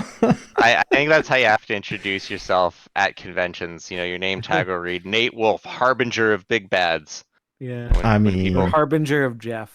Jeff is the best boy. Yeah. All right, so Echo is a 1 energy 2 power with text reading. After your opponent plays an ongoing card here, remove its abilities. So this shuts off cards like Jean Grey, Devil Dino, Darkhawk, Patriot, etc. And then there was some clarification that we got on the Discord that I saw later, but I brought it here for everybody to see. That there was a question whether it was just one card, right? Like Enchantress, the question was, does Echo stop only the first ongoing enemy card or every enemy ongoing card that's played there? And Glenn says each card. So it's important to note, like, you have to play Echo first, right? And then if they play an ongoing card there after, or they flip after she flips, right? Like, then they don't trigger. Yeah, it's a trigger effect. The distinction, Echo does not like keeping it Cosmo. The interesting distinction here, I think, is that this is very different than your Enchantress that stops all ongoing on both sides, right? That she just does the enemy side. Yep. No downside for you, all upside. And it interacts with things Enchantress can't, like Cosmo. Except she costs 1. That's the big downside, I think. If she costs 2, like a Daredevil. Well, it's an upside and a downside, right? Like, it's super cheap and flexible, and you can get it down on the first turn, but the downside is it dies to probably the most popular tech card in the game. Yeah, right but because she's not an ongoing, if if a ongoing is neutralized by Echo, Monger killing her will just enable them to play them net new, but it won't change the board Yeah, state. it won't readjust ones that have already gotten zapped. So it's right? not like a Luke Cage, right? So when Luke Cage comes No, down, 'cause he's ongoing, he Echo is neutralizes. Okay, that's a very, I think, important Yeah. distinction. Oh, it's huge. Yeah, it's a big difference. If she's there and she neutralizes a Patriot or whatever it is, and then later she gets Electred or Killmongered or whatever, then it's still gone. It's still nuked, right? It's gone. It doesn't like You're readjust. just removing So the body, not the. Well, I mean, you're removing the effect versus future cards you play, but not anything current. but anything that's already been like echo bombed remains echo bombed even if she's dead, and just new ones would then work because she's not there anymore. Mhm. Right. It's a very interesting card. She's a super cool character from the Daredevil comics. That was I think introduced by David Mack, and I loved the comics. They were so good. Really cool, interesting character. Joins up with the Avengers later, fills in for Hawkeye as Ronin. It's really cool. Anyways, there's your 2 seconds of lore. Yeah. So is she gonna be a day one buy for you guys? I don't know. Wait. Nope. Oh, that's the other question. How many? What is she coming in at? Is Series 5. This is the last Series 5 for the month. The next 2 cards. So are gonna this be is Series 6,000 4. also. Yes. Balls, dude. It's That's kind of like weird that they're doing the first 2 as the Series 5, and uncoincidentally, arguably the best 2 cards of the month. They're the most expensive. Because of course they are. No, I'll probably try to open it in a collector's case. I don't know. I mean, I want the See, card. look, there you go, Nate. You want to gamble on the system. I know. I Get the want. high roll. That's what they Well, want you to do. I had extras from last time, so I'm Yeah, sitting you on still like have, 3 of them 2 right now. 2 or 3. So you could guarantee it without gambling if you get another one. But I also don't have Kang. Not that I want Kang, but what I really want is for them to stop trying to sell me Kang every other day in my shop. And if I get it, then that'll go away, right? yeah. Boy, kid, do I have a deal for you for 4 spotlight caches. Not only could you get the cool new 6,000 token card Echo, you can permanently have Kang no longer be offered as a choice for purchase in your shop. That might be For worth the it low right there. price of, for the low price of however much for signature series, whatever they call it. So with them spotlights. dropping the amount of tokens that come out of these boxes, Mhm. and then releasing new ultimate variants, like I've been wanting that Kim Jacinto Electro for like months, and it's finally out, and I pinned it. But dude, 5,000 tokens for an alternate art card? Yeah, is almost a crazy. Series 5. That's almost 2 Series 4s. And now with how tokens are very scarce, both not only in the collection track, but also in upcoming bundles. I mean, the Black Panther one's the biggest one. The only other one even close to the Black Panther one is, and I can't wait to see how the community takes it when it comes out. I mean, people who've been keeping up with the data mines know about it, but the Pro Bundle Mark II Electric Boogaloo, where now they're breaking out the probably $100 price tag again for what, like 11 or 12,000 credits, but now they're putting in tokens. I think it's like 5,000 tokens, or maybe it's 6. What comes with anything comes with it, or just the tokens? It's credits and tokens. Originally, the first Pro one was like $100 for a very large amount of credits. It's still sitting in my shop because I 15. never bought it. Oh, Yeah, you're one of the few that resisted. I feel so bad that I caved. Yeah, because I couldn't. I'm only gonna cave a second time though. The value, and We say that now. I bought. You shut it, sir. But you're not wrong. Dude, I mean, I bought the freaking Black Panther because I love the Phoenix stuff. I love the comics. I'm a sucker for this lore stuff. I hate to say it, but I've been reading these comic books since I was a little kid, and the Phoenix stuff is super cool. And the Phoenix Force and all the stuff. I'll do a video on it at some point, but like, I love it. And so this stuff came out, and I've been getting the Phoenix ones because I got the soft spot for me, and that one hurt to buy because that was expensive. Yeah, it's almost $100. My wife is like, yes, I was balancing the checkbook and I see $100 purchase for Marvel Snap. Is that it's like, Yeah, that was me. Sorry. Just nips away. I don't know what you're talking about. I'm gonna have a talk with that youngin of ours.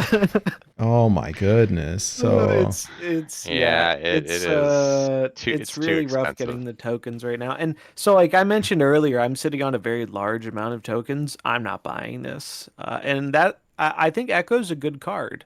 It's just I don't feel like it's an effect I'm overly interested in playing with right away.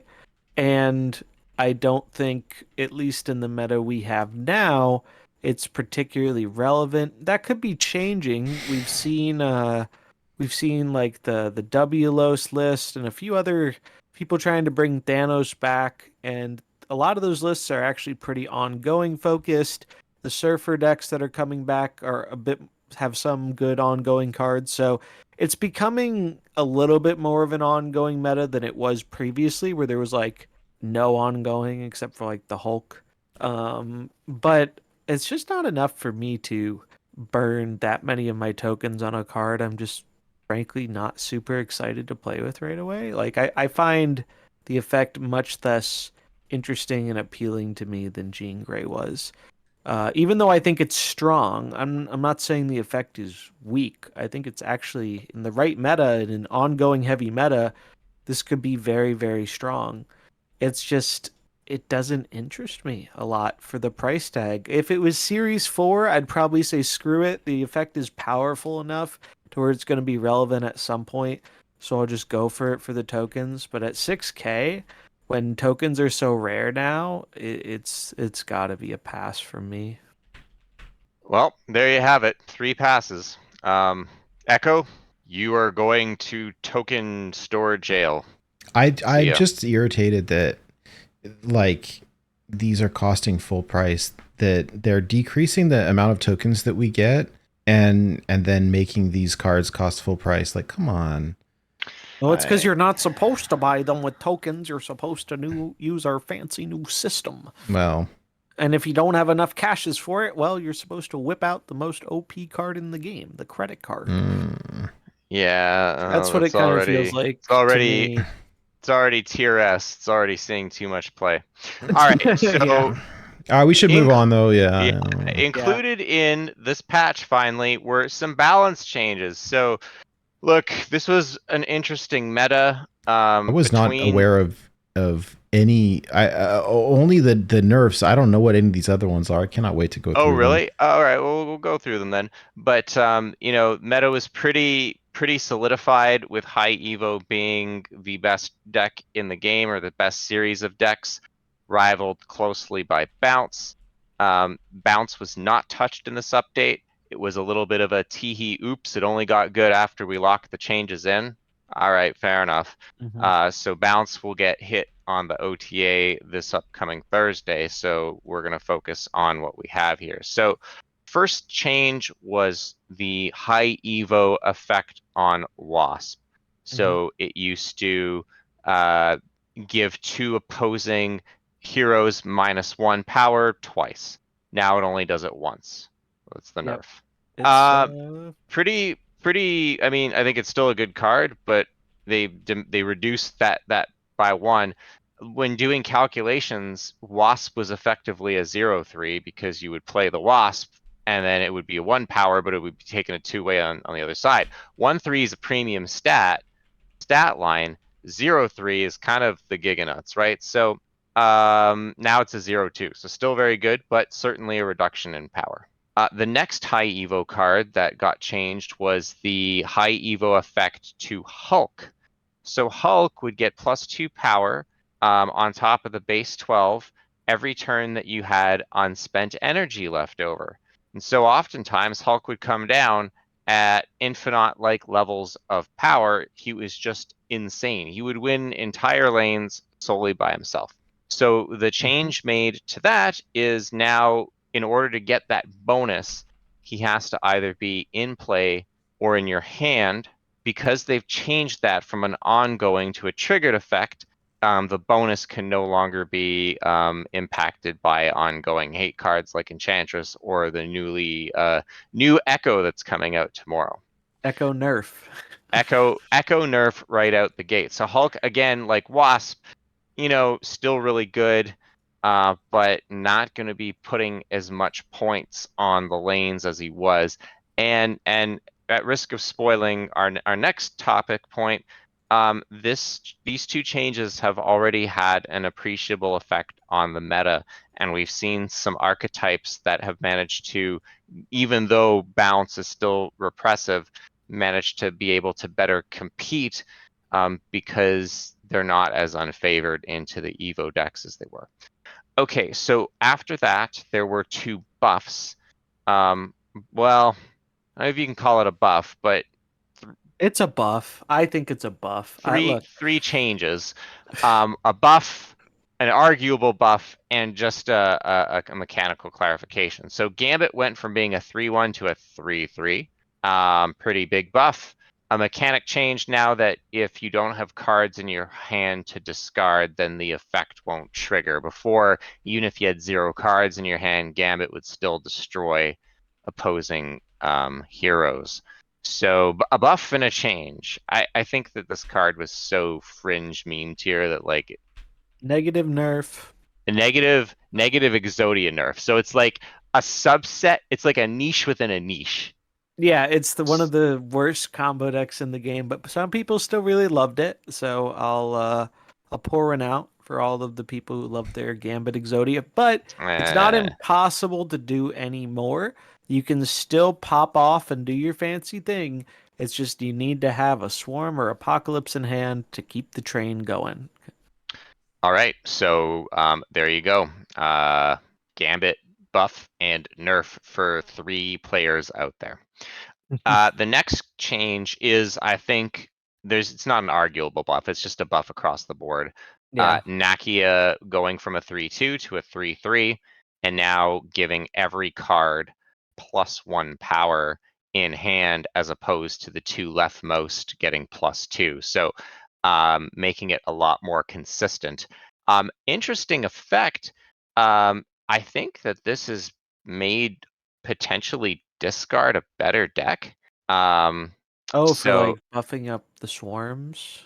yeah, like Or- I've been watching discard's win rate on Untapped, and it's Really, not I've top seen tier, somebody but try it, but not too many people. The most I've seen this card has been Surfer, right? Because it's a yeah. 3-drop, it's decent power, and it also has a very positive interaction with Brood, right? Because Brood makes them all 3/3s, which is +3 on one card across 3 bodies. And I love this Surfer change. It feels Surfer really is good to me. yeah. So we'll talk about Surfer, but that's like a point slam deck that is now able to compete, with Evo, because like decks that would like point slam but go wide got really wrecked by like Hulk and Cyclops and Wasp. Wasp, and now that that's tamed a little bit, it's letting them kind of wedge through. So yeah, here, just looking at discard, not a huge amount of games because the patch is still pretty new, but 360 games at infinite rank, 57.8% win rate. And with Running Gambit too. Gambit and Nakia. Yeah, I'm not sure I would personally build it this way. And the collector, kind of odd, but I mean, it seems like Nakia is like seeing play in discard, and it's kind of cool. Anyways, so finally, one other change to touch on is Mystique. So Mystique is changing from the last card you played is an ongoing, copy that card if it's still in play. Now triggers on reveals if the copied ongoing had one. So I don't actually think this really changes the card a whole lot, except perhaps for a niche interaction. There are 2 cards in the game that do that. Yeah. Only 2. It's Soulstone and it's Electro. This is a buff with copying Soulstone, and I guess it's not even really a nerf if you copy Electro. Well, no, it's a buff because you get the on You get reveal the effect. power, instead of So just it's a buff in both cases. It's just a little bit more intuitive, I guess, because people were confused why they copied one effect and not the other. Good change, but going to be largely irrelevant 99% of the time. But maybe for future cards, maybe that's why they're changing this. Fair enough.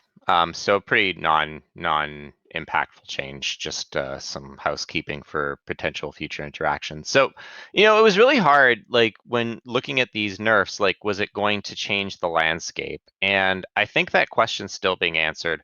But I think what not touching bounce and hitting Evo has allowed 3 additional archetypes to emerge, to be contenders. And you mentioned it already, Zombies. So Sarah Surfer is the first one. Mhm. Sarah Surfer's seeing play, Just and even Surfer in general, outside of just, I mean, Sarah's one of the yeah, more popular ones, but you're getting some people putting Spider-Man some in the people are Sarah cutting. slot. Yeah, some Uh, people are cutting Sarah. Landy's version, though, eventually it did add Sarah for like the mirrors. He originally started out with like no Sarah. Yeah. There's just a lot of people really like Silver Surfer as a card. I'm one of those people too. And any excuse where there's a chance this card might be good again. I mean, between getting Nakia to be a much, much better card than she used to be, and getting another potentially powerful 3-drop in Jean Grey, Yeah. it's just that's all the excuse people need to try out Silver Surfer again. Yeah, and every time someone declared Sarah Surfer coming back or Surfer, I was always very skeptical, including this time. But this time, it's real. There's a lot of games being played, and we're seeing it all throughout the ladder segment. It's actually one of the most popular decks. It's seeing way more play than Bounce, for example. It's everywhere in Conquest. And this is, I think, a really big point about Bounce, and why I think they've been more hesitant about changing it is Mhm. because someone posted the numbers, I think, on Untapped today, and Bounce was just under, I think, 6% metagame share, which for is, for what ladder segment? I think it was, I don't remember. It was either, I think it was post Infinite, but it So might have been pre. I'm not sure. post it's 2.7%. Maybe it was pre then. Pre I think it's like 10. Pre it's 6.6 between 80 and Yeah. 100. Okay, so that must have been what I've seen. Was that 6%, which is notably lower than some of the other, Yeah, and meta offenders, right? that same bracket, Sarah Surfer is 8.1. And so I think that's part of the reason they were a little softer on it. And but the reason why Bounce isn't as popular in spite of its power, in my opinion, is because it's not a very budget friendly deck. Oh, If you were playing yeah. when Kitty Pride got given out for free, sure, that helps a lot. But man, if you miss that window, Kitty's still Series 5. Yep. And you can't play Bounce without Kitty and without Hitmonkey, and arguably Mysterio, but he's a Series 3. I'm not even arguably. I don't even think there's an Yeah, argument. and You just Hitmonkey can't. And is Hitmonkey was a Series Pass card yeah. that is still in Series 5 and is not showing up in any Spotlight caches from now until early September that we're aware of. Hmm. And it's just really, really not the easy. I think there's a whole lot of the player base that just doesn't, if they didn't buy the pass or if they're free to play that month or whatever. I think it's actually, not a very easy deck to put together just off of card cost. And God help you if you miss Kitty. But don't worry, there's a Kitty bundle coming up they can sell you. Which I'll be very interested to see if she drops to Series 4 before then, because I don't think they have ever done a bundle for a Series 5 card. I think Right. they did one. I think they did one for a Series 4 card. Trying to remember because that was like an eventful thing. Darkhawk, Yeah, of 3x course. value. 3 times value. How could I Yeah, forget? How could I forget all the I'm value? the one with the bad memory. Zombies, what's going on here? 3x Uh, value is like etched into my brain. So yeah, Sarah Surfer is seeing a lot of play. The other decks that are kind of starting to look real, although it's early days and things can change.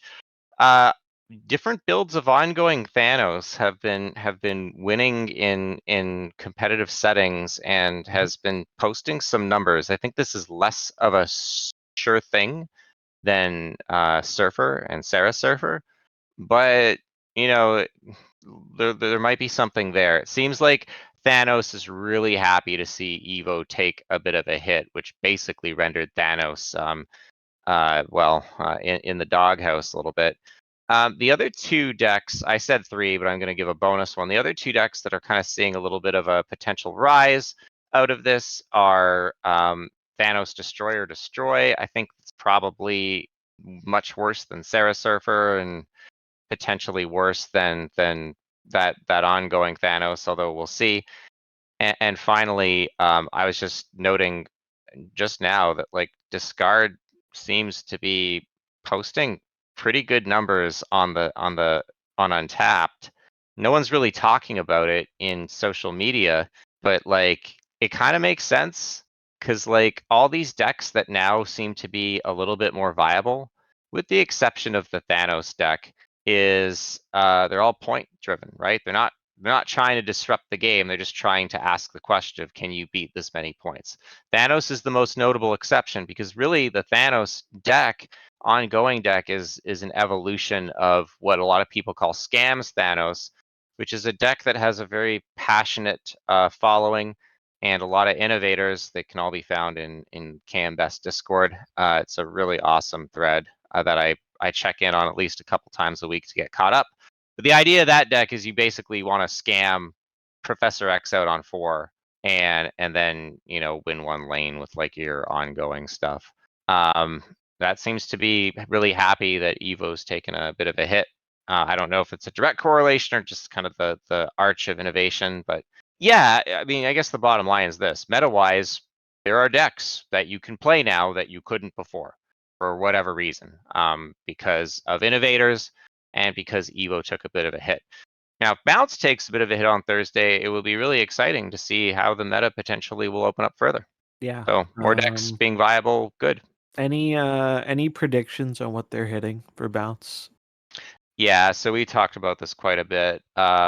This is pure conjecture on my part, but I think one card's gonna get hit definitely. Another card is gonna get hit probably.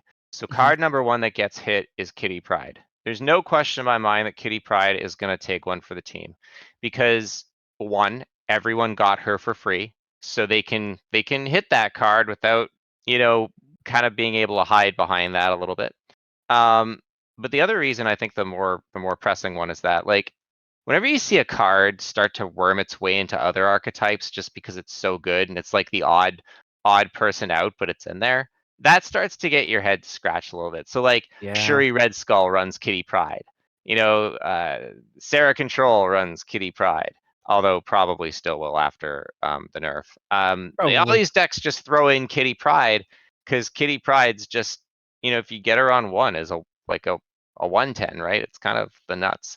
So I think they're going to change her to what you've suggested, Zombies and NHL and JFan 1, which is instead of a 1-0, they make her a 1-2, and then instead of getting +2 every time she returns to your hand, she gets +1, which effectively gives her that like potential of being a 1-7 instead of a 1-10. Obviously, there are other things that could affect her power. But just playing her and taking her back turn 1s through 6. So I think that's what they're going to do to Kitty Pryde. I think that. No, go ahead. I was going to talk about the other potential change, but if you had any thoughts on Kitty, by all means. No, pretty much the same thing. Kitty's almost sure thing. A long time ago, shortly after, I don't know if it was after Kitty came out or after she just came back, but Ridiculous Hat suggested a change that I think is probably the most balanced suggestion that I've heard, or also most intuitive, because we have to remember they can only change numbers in this OTA. They're not going to redesign the card, anything like that. Well, they can't change the number that she boosts by when she comes back to your hand on OTA. They can do that. Yes, yeah, they can tweak numbers on the card, but really not much else. Yeah. And I liked Hat's suggestion a while ago, which is basically you make Kitty a 1-2, but she only pumps 1 every turn. So it's you're not getting as high numbers on Kitty, but she doesn't feel quite as bad if you miss her early on. Isn't that what I just suggested, or am I losing my mind? I'll be honest, I was a little a little distracted. Oh, I was sending a deck list. No, don't worry about it. I just wanted to clarify because I it just went through that. Like that's so it was hats. So what you did reveal Oh, I that was really important out of is it then. I no, totally it's missed all okay. that. No, I credited you for that. You told me about that Oh, that's suggestion. so funny. So it was actually ridiculous hat suggestion. Yeah, I think they're going to do that, but they Yeah. can do that because they're changing 3 numbers, right? Or 2 numbers rather. The base her power, base power 0 to and 2, the other number. Yeah. and +1 instead of +2 on bounce. They can do that over OT. I think that's exactly what they're going to do. And I think that it dovetails nicely with the other change I think they might make, which is Bast. So Mhm. I don't know that this is a little bit more of a hot take or a spicier one, but I think that Bast goes from setting everyone to 3 in your hand to 2 instead. Mhm. And there's a lot of things there's a lot of breakpoints that change, but 2 of the most important ones is with Kitty Pride, it used to be correct if you drew both Bast and Kitty to play Bast on 1, so that Kitty would be 3 on turn 2 instead of 2. But now if Bast sets everything to 2 and Kitty's a 1/2, you're not getting that extra multiplier, that extra bonus. The other big thing is Mysterio. So the way that the interaction between Bast and Mysterio works is that Mysterio sets all the cards in your hand, or sorry, Bast sets all the cards to your hand at 3, and so when you play Mysterio, all the copies are also 3. So it effectively becomes a 2/9 that splits across 3 lanes, right? 3, 3, 3. That's really, really, really strong, especially if you have Nova. You pop Nova and Sarah control with Basted.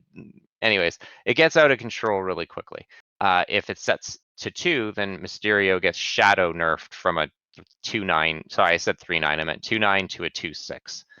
So I think there's a good chance that Bast could take a hit. The question is that if they do that, does it kill the deck? Oh, wait, hold on. Glenn just said he's happy with Bast right now, so that card's not what's changing. Oh, really? So he's happy with Bast. Interesting. So maybe they're only going I'm to hit. kind of happy to hear that because I'll be Yeah. honest, I think any change to Bast has a really high. Anytime you're changing a 1-mana card that doesn't have a lot of knobs to adjust, I think you have a very real risk of killing the card, and I think any Bast, of the knobs they could adjust with Bast might just kill the card. That's Bast what I'd be worried about. Yeah, Bast Mysterio is insane though. So It's really good. maybe I mean, just giving Kitty a kick in the shins is enough. I mean, we already see other decks that slam points coming back into the meta. That means that if they're queuing into bounce and they're just playing like who has the bigger number, people wouldn't be playing Sarah Surfer, Shuri Red Skull, although there's some reactive elements in there. Those types of decks if it didn't win. So here we have the maybe comment. I'll read yeah, it yeah. out. How does the team feel about the current state of Bast? She is one of the key contributors to the very strong bounce deck. I feel she is similar to Nova in that, although only a 1/1, her power can be extreme. For example, starting hand is Iron Man Mysterio Hood, and Bast is effectively a 1/17. I mean, that is an extreme example. Are there any thoughts on her balance? I certainly don't think she's OP, but I'm curious how the team feels. Glenn's response is Bast is a strong card, somewhere around number 5 if you're ranking the winningest cards in the typical bounce shell.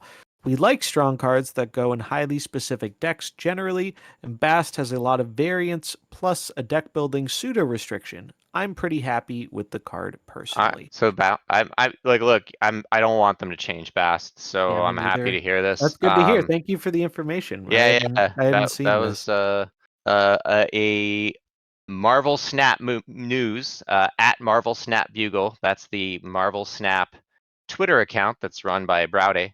That was posted less than an hour ago, so hot off the press. That's really awesome to hear. So, okay, well then I rescind that. They are not going to change Bast on Thursday. They're probably going to hit just Kitty.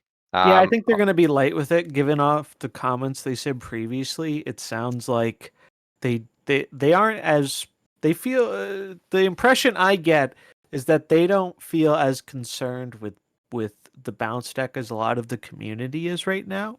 And maybe their numbers are painting a different picture than players' experiences have. Right? They have access to all the numbers, so maybe they're seeing a different picture with the bounce deck than we feel like we're seeing. And admittedly, going into this patch, I thought there was a very high chance it was going to be a one deck format and Bounce was going to be the tier S deck. And I mean, looking at it today, It's not. obviously tournaments can be a little different, but the tournament today, I think there was one, maybe two Bounce decks in the top 8, but there was a lot of variety. I have been like I'm happy to admit when I'm wrong, and I was definitely wrong in that the Bounce does not feel like the tier S, the best deck bar none. If now that doesn't mean it's not warping the meta heavily. I think it still is because you were still seeing the Invisible Woman Killmonger stuff and Shadow King and obvious bounce targets, things that are like trying to hard counter it. I do think it's a very core part of the meta, but I'm pleasantly surprised that post Evo changes, it hasn't just been bounce, bounce, bounce, bounce. At least that hasn't been my experience.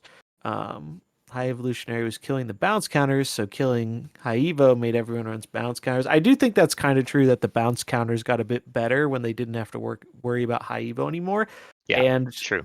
an even hotter take maybe is that I think High Evo is still a lot better than people give it credit for. It's just Just nerfed so people it's aren't. nerf syndrome where Yeah. everyone doesn't want to touch it because it got adjusted. I think High Evo is still a very strong deck, and I think it And- will become more popular again, Yeah. but not at the level it was previously, which is good because it was just way too popular. So Yeah.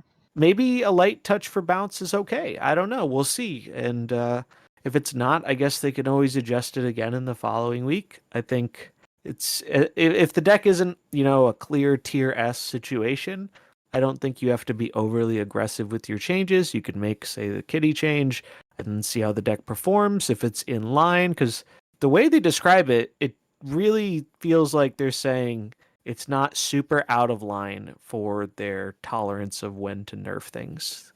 Mhm. Even so, I'm very curious to see what happens with it. I don't think it's going to happen right away, but I think another card that is likely to get nerfed in this deck is Spider Ham. I think Spider Ham is one of the best one drops they've ever made.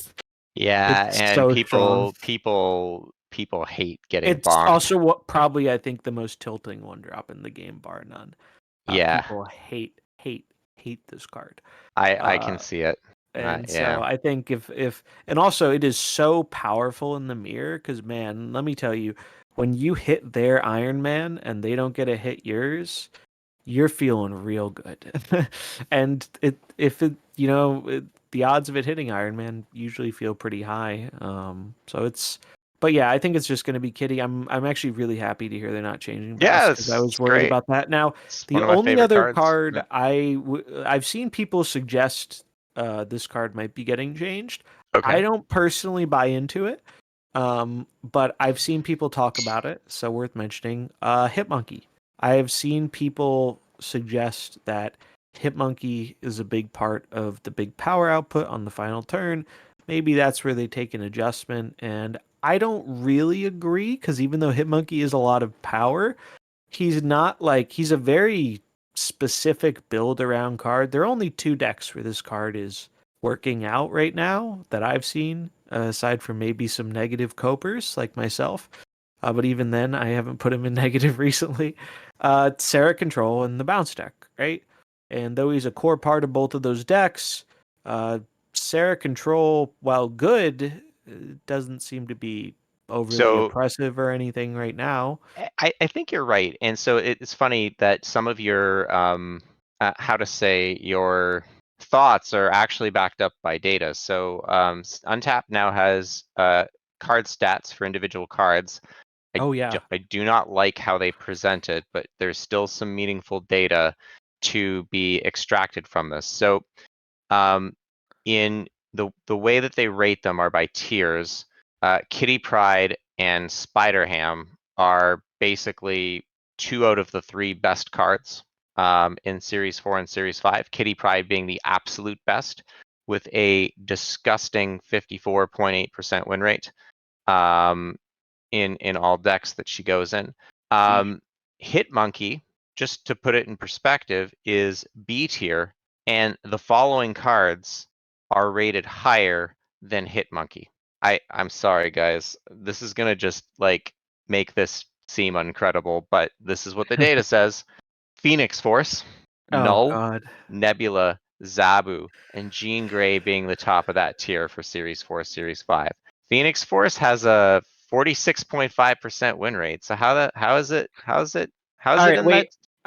No, that doesn't even work. I was gonna say, well, maybe it's running into other bad Phoenix Force decks, but that would even it out. I truly have nowhere. Oh, that's it. The Weekend Quest. The Weekend Quest. Yeah, I guess it It's wrote. up for the Weekend Quest. But it Yeah. has a sub 50% win rate. So why are they rating it so highly in this tier list? I don't understand. I don't know how they calculate that data, but I mean, I would take that Phoenix Force number with a huge grain of salt. I mean, it depends how they're doing it. Like when the Phoenix Force totally pops off, it does do strong things. It's just such a fragile card and archetype I mean, that Hitmonkey has a pretty high win rate. I don't know. I'll tell you why. Look, data aside, game balance aside, they're not touching Hitmonkey because he's in Series 5, and they're gonna get their Series 5 extraction from the signature spotlight yeah, chests. when they put him in the cache in Yeah, late September or and October or and whenever. yeah, and then they'll have the special Dan Hip bundle, for an obscene amount of money, for the Dan Hip Monkey, which is like He's one of hard the to change too. That's the other thing about Hitmonkey. I I think it's a very difficult card where if they did want to adjust it, it's like how. If you make it a 3-drop, I think it is astronomically worse. make it a one drop Surfer, and give it +1 for everything. I don't know. I It's just I'm guess. riffing And here. then I it just I dies to don't know. Killmonger. It's like 2 is Yeah, a very, I think good number for it. And then if you, I mean, I guess you could adjust how much power it's getting. I guess you could give it the potential Kitty Pride treatment where you give it base power, but then you make it only +1. But I don't think they want to do that, and I don't think they're going to do that. But I've seen a number of people suggest that they think Hitmonkey is on the list. I don't agree with it, but I know a lot of people have talked about it, so I wanted to mention it. But I think it's well, just going to be Kitty. It's just I going to be hope Kitty. I hope that they don't touch Monkey, but well, Me too. whatever happens happens. We'll have a few days to wait to find out. Because you So can't touch anything else in this deck, right? Like well, that's they already touched Beast, so you can't really touch that yeah, that again. was their attempt at slowing Kitty down, right? And making Falcon stand out a little bit more, who Yeah. by standing out a little bit more, he just got cut from the deck. Yeah, I don't know. It's like one of those. It's tough. You can hit Jeff, but Jeff's Don't not. you Yeah, I dare know. But suggest something that only heinous. only hipsters run Jeff in their bounce decks, right? Just like only hipsters run Jeffsters, Jeff in their if you Sarah will. control decks. I don't know. We can torture ourselves over it, but they're gonna do something. And well, we'll see. So, in this meta of, it's still a pretty narrow meta. It's opened up a little bit. It's Um, felt really open to me. I'm not gonna lie. My experience, and obviously everyone's experience is different in Snap. I have enjoyed the game so much more post patch than I thought I was going to. So yeah, I really, so I'm pleasantly surprised. why don't you tell us a little bit about some of the decks that you've been playing with during the oh, I'm ruining the order here. So my apologies. I'm a terrible podcast host. Nah, we're So why fine. don't we collectively, as a group of human beings, talk about the decks we've been playing in this more open, widely open meta, Post patch depending on your meta, experience. yeah. Yeah, post-patch meta. So I've been playing 2 decks. The first deck is, well, something that I seem to be stuck on. It was like they killed Thanos Lockjaw, and then I became a Cope Sarah truther for life. So for this past couple months, I've been playing Sarah Control. There's not really a whole lot to say, so it's pretty standard. I run Jeff over Sentinel because I need a big Jeff in every deck I play, Mhm. and I have Invisible Woman in there. I won't mention who convinced me to try it out. It was zombies. But the whole idea around Invisible Woman is this is a tech against bounce, but perhaps it's not as narrow as all that. It's a tech against having priority. It allows you to Killmonger after the game ends with a Dracula-like effect, or Shang-Chi or Enchantress. And that can be really important, not just against bounce, against other decks if you don't manage to throw priority. So that's been like the big tech. It's been working out really well. It seems like a great fit. Yeah, the deck plays the same otherwise. A lot of people have How's been Enchantress been for you? I'm curious. Has it been um, useful? yes, it has been useful, but perhaps perhaps Iron Lad might be an alternative card that you can slot in there, or anything else. So hitting the so here's where it's been useful. Hitting the Iron Man in bounce, Yeah. really important. That's the first big case. Second, hitting the armor in Shuri Red Skull. Like, if you hit that armor now against a Shuri Yeah. Red Skull deck, they are finished. Like, they just As long as you draw the Shang-Chi. yes, as long as you draw the other cards. But I mean, oftentimes, like if You you get it a enchant, lot. yeah, if you enchantress them, um, their armor, You you put the can fear of God in them. yeah, you can snap on that, or you can kind of do the 1-2 punch on turn 6 with Sarah. You play Enchantress and Shang-Chi, so that also usually is a strong power play. Enchantress is also good against Dino and Darkhawk, which are cards that still see considerable play. It just nukes them outright, and people just don't respect Enchantress anymore. And then finally, I haven't experienced this personally yet, but if ongoing decks come back as a result of the meta opening up, then Enchantress will continue to be improved upon. So 2 decks where we can see this, and this was in the KM weekly deck review tier list thing that he does, KM Best, which is really awesome. Always a very succinct analysis of the meta. He featured both the ongoing Thanos deck and a Patriot deck, if my memory is not betraying me, decks that don't like Enchantress. So I think that there's, with more of a variety of decks, with a more open meta, I think Enchantress's potential also increases. I agree. Yeah, there's I mean, we just mentioned it with the Thanos deck coming back and talking about Echo's potential. Ongoing seems to be like creeping its way back in more. Um, so yeah, I think for a while I wasn't really finding the use of Enchantress and Sarah, but now it seems like the appeal is coming back a bit more, which is neat because I've always liked Enchantress and Sarah. It feels really bad when you're not in a ongoing heavy meta, but it feels like we're kind of creeping back in, and like you mentioned, getting to surprise hit that Iron Man can be the difference maker in the bounce matchup sometimes. And with Invisible Woman, it just gives you more opportunities to land the coup de grace with your strong Yeah, ongoing reactive tools. So yeah, I'm an Enchantress person. I like the stat line. I like the effect. It's part of the package, and it works pretty well. A lot of people are trying to make Thanos destroy work. A lot of different variations out there. The version that I'm featuring here was on Untapped. Seemed to have the best at the time win rate. I was kind of intrigued by Shuri Nimrod. The deck was okay. I did reasonable with it on ladder. I got a few tickets with it, a few gold tickets with it in Conquest. Although I think that this is not the best deck if you want to super try hard. It's be- I've been pretty critical of the deck, and I think that this is not even the optimal version, but I think it's actually pretty decent. I actually am pretty excited for X23. I think X23 might make this deck like, seems really good for the deck. I'm yeah, pretty excited for X23 as well, and I'm like kind of crossing my fingers that she's a Series 4 card, but that's probably some copium.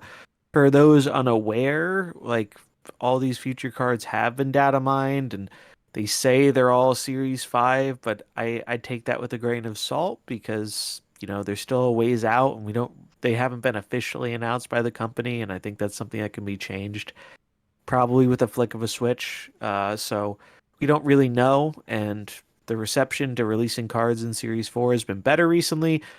They could still release them all at Series 5 and just say, hey, well, now you're opening them out of caches, so does the series really matter? Wink. And Don't go there. token Don't go there, players would be zombies. mad. Don't, you know. Look, I'm just saying it here, so if it happens, we can go back and be like, aha, I called it. It's for the record.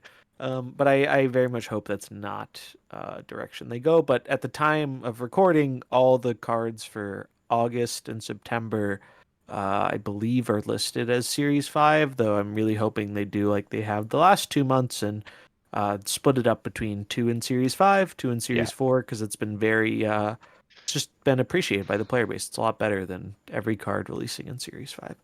But last Even thing I'll with less say, tokens. yeah, I hope you're right. The last thing I'll say about the Destroy deck is I kind of don't like Wolverine, and Bucky's kind of been whatever, although I think I like Bucky better than Wolverine. Some versions run Zola, and that has also been really good. There's an argument you always want to run Chavez in your Thanos decks because it makes your likelihood of getting stones and then getting subsequent stones when you draw with the stones higher. I think probably that's something you want to do. I just took this. I wasn't putting a lot of thought into this. I just took the best looking deck stats wise and took it to ladder. I didn't want to really think about it, but it's popular. This is a very, very Thanos Destroy and Destroy in general, I'd argue, is one of the most popular archetypes in the game. If nothing else, people really, really like playing Destroy decks. Yeah, they which is do. why it's funny that the Phoenix Force has been such like a whiff. And also, chat coming in clutch here with a slight correction.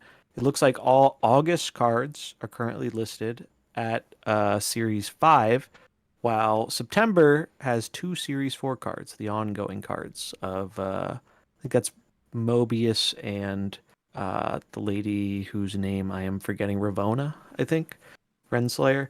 I didn't see it though, so that's some good information. I really hope that not all the next month's cards are Series 5, but who knows? We'll see. That's what it sounds like it's that would currently be listed a big as. L.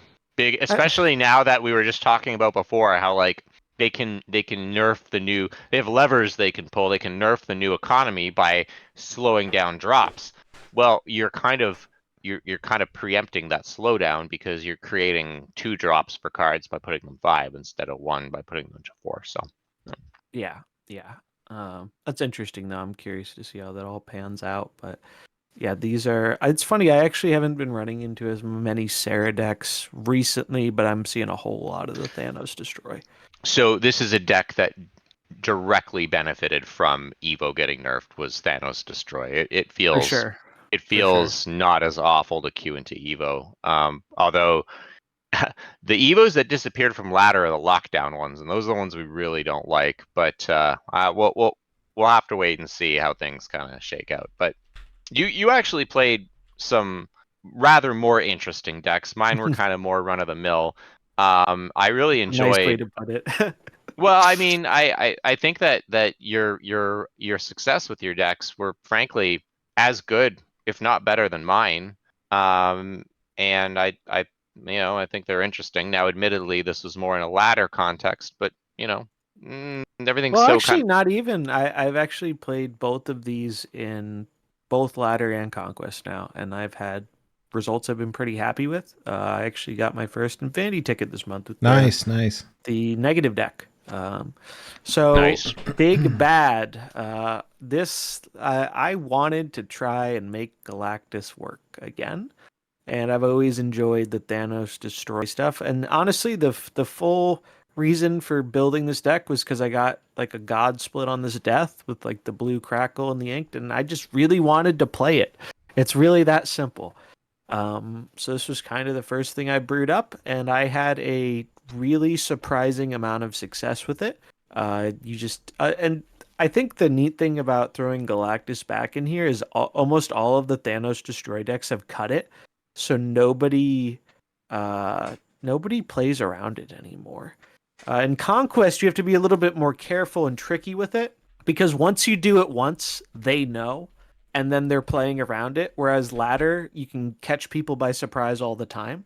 But yeah, it is. If you can have them not expect it and get them with it.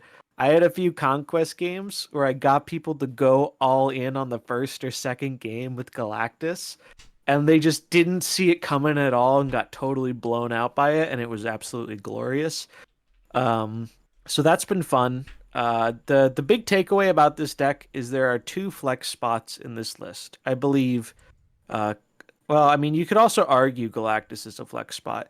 If you're not a Galactus fan, you can still play this deck without Galactus and still do cool things. But if you are a Galactus fan and you have missed getting to play the card, this, out of all the things I've tried with it, has been by far the thing that gets the best results for me.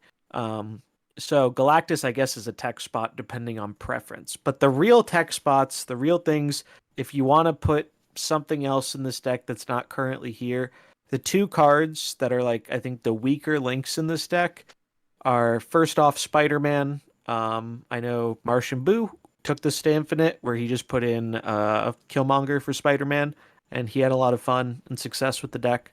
And then the other card is Psylocke. I think those are the 2 cards that if you want to fit something else in this deck, like Shuri for Nimrod and maybe a Destroyer, so you can go more in with your Nimrod backup plan. Those are 2 cards you could cut. I think Psylocke's actually impressed me a lot because not only does it give us a 3rd piece of ramp for Galactus, which is helpful in a deck where we're diluted on our draws because of all the stones. Having that 3rd piece of ramp can sometimes be important for redundancy, but also sometimes it lets us cheat out Nimrod on 4 and then blow it up twice on 5, and that's really strong. That happened surprisingly often when I was watching you. Like it Yeah. was like not a fringe scenario. No, Nimrod is really a lot of the power of this deck. Nimrod went from being kind of like a mediocre to bad card to being kind of an all-star in this deck. Spider-Man is really just there purely so I can give people PTSD of waving the Galactus into Spider-Man. And you don't pull it off very often with this deck because of the bigger deck size, but when you do, it's reminds people that they're never truly safe from their friendly neighborhood Spider-Man.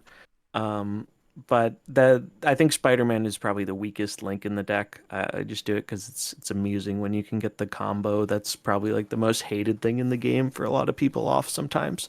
But every other card in the deck has really pulled its weight super strong.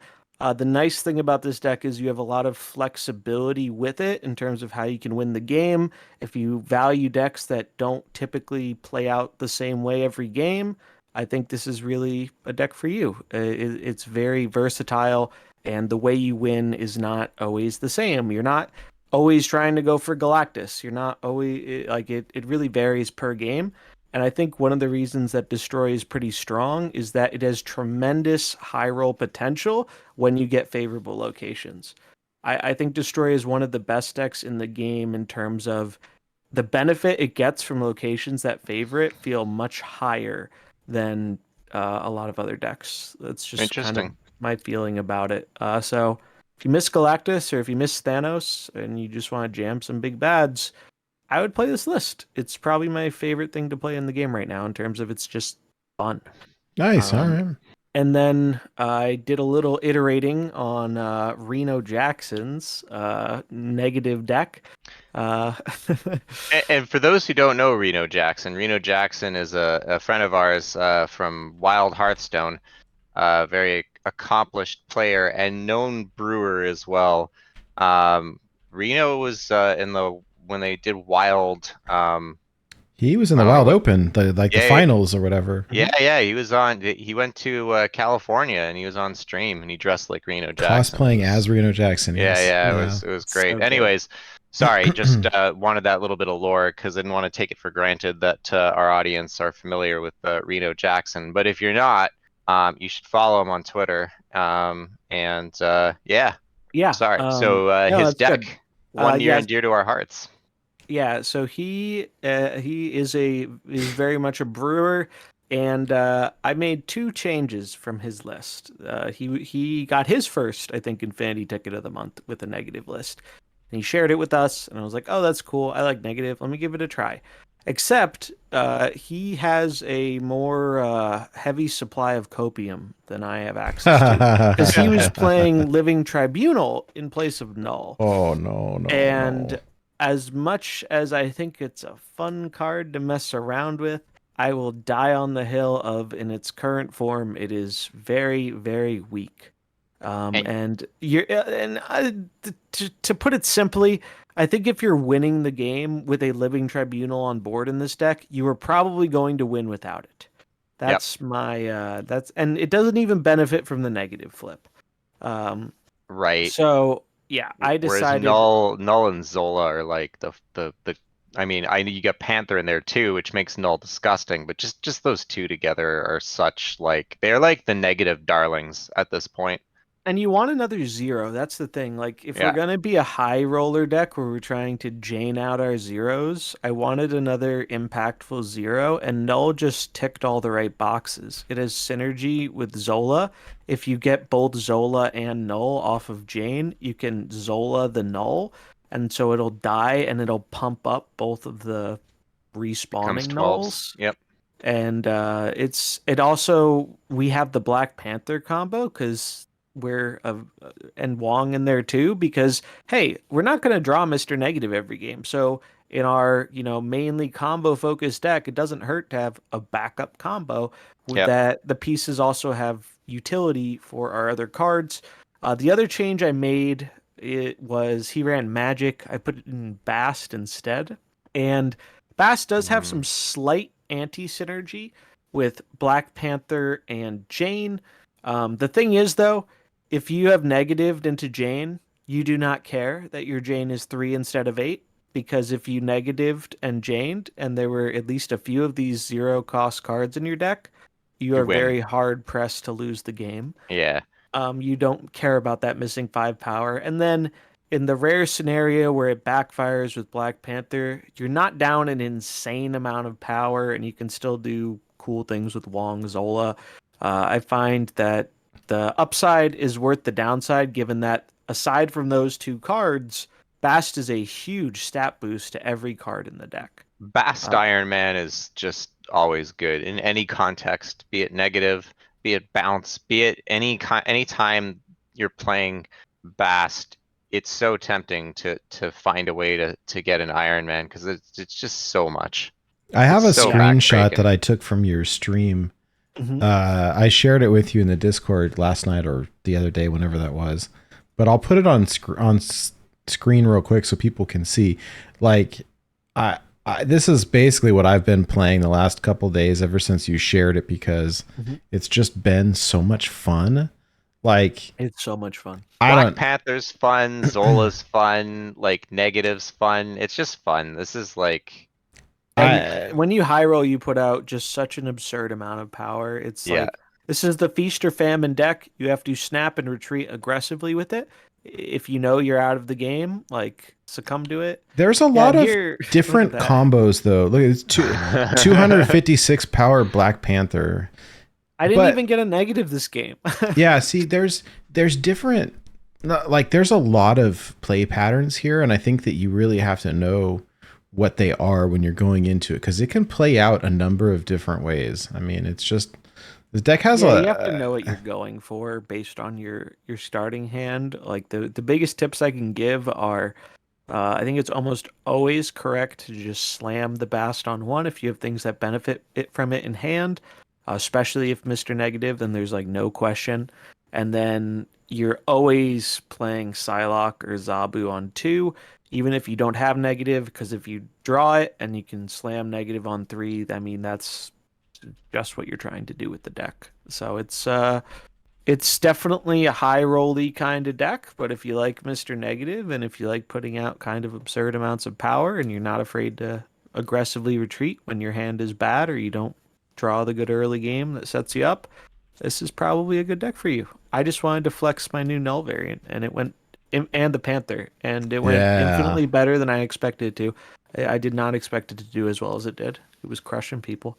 I bought that Arnim Zola in my shop, and I probably wouldn't have if it wasn't for this deck. So there you go. I wanted to try this on my kid's account, right? And he didn't have Mr. Negative, and started trying to build it like other ways. I'm like, well, he has Black Panther and he has Zola. Like, he opened them. And I was like, okay. At that point. And then earlier today, like literally right before the show, got a box, opened Mr. Negative. was like, That's so yes. awesome. And Yeah, so that's we're so good. missing Bast, missing Zabu, and we built the rest of the deck. Or missing Mystique also, and I put in a couple other cards that like that are like zeros that swap out. Yeah, And it was like just for the that's high what I roll would do. potential, but like, oh my gosh, it's like it's just so fun. And I don't know, like Black Panther Zola used to be a thing way back when, and nobody's seen it in such a long time. It's like a fun throwback, and it wins games. I mean, it's pretty It's crazy. a lot of power, and like the thing I really like about it is I like the redundancy of these are all cards that you aren't sad to see flipped off of negative. Right. But if you don't get your negative, it helps deal with the biggest issue negative has, which is winning the game without negative. That's really what I like about it, because I feel like I win almost as many games off of the Panther combo as I do the Mr. Negative combos. So it's I really like it, and yeah, it's just a lot of fun. Yeah. Yep. Very good. Well, Nate, what have you been messing around with on ladder? Yeah, I mean this and that. I mostly played to Infinite. I hit last weekend and missed the show, but I played this this bounce deck that everyone's been playing, whatever. It's kind of that hybrid one with Iron Man and Chavez at the top end, and it's good. But it's like stock, whatever. And then I kept seeing like the weird stuff because it was the weekend and it was the Patriot was all over the place. And so I switched to this control build. It's like it's a high let me pull it up here. It's a high Evo control, I guess, but it was like high Evo with Cyclops and the Hulk. That's it. It was just to like jam them in either lockdown lanes or like just to sit, use Hulk as your final play. So I don't know if the deck changes like post nerf. I haven't really goofed around with it too much since then, but I suppose like I like the lane control style decks. I suppose you probably pull out High Evo and Hulk and Cyclops and jam something else in there. But Honestly, I think you can just keep them in there. or maybe you just keep it Real the with same. you. I don't know. I think it's still like I don't know if this is a hot take or a cold take.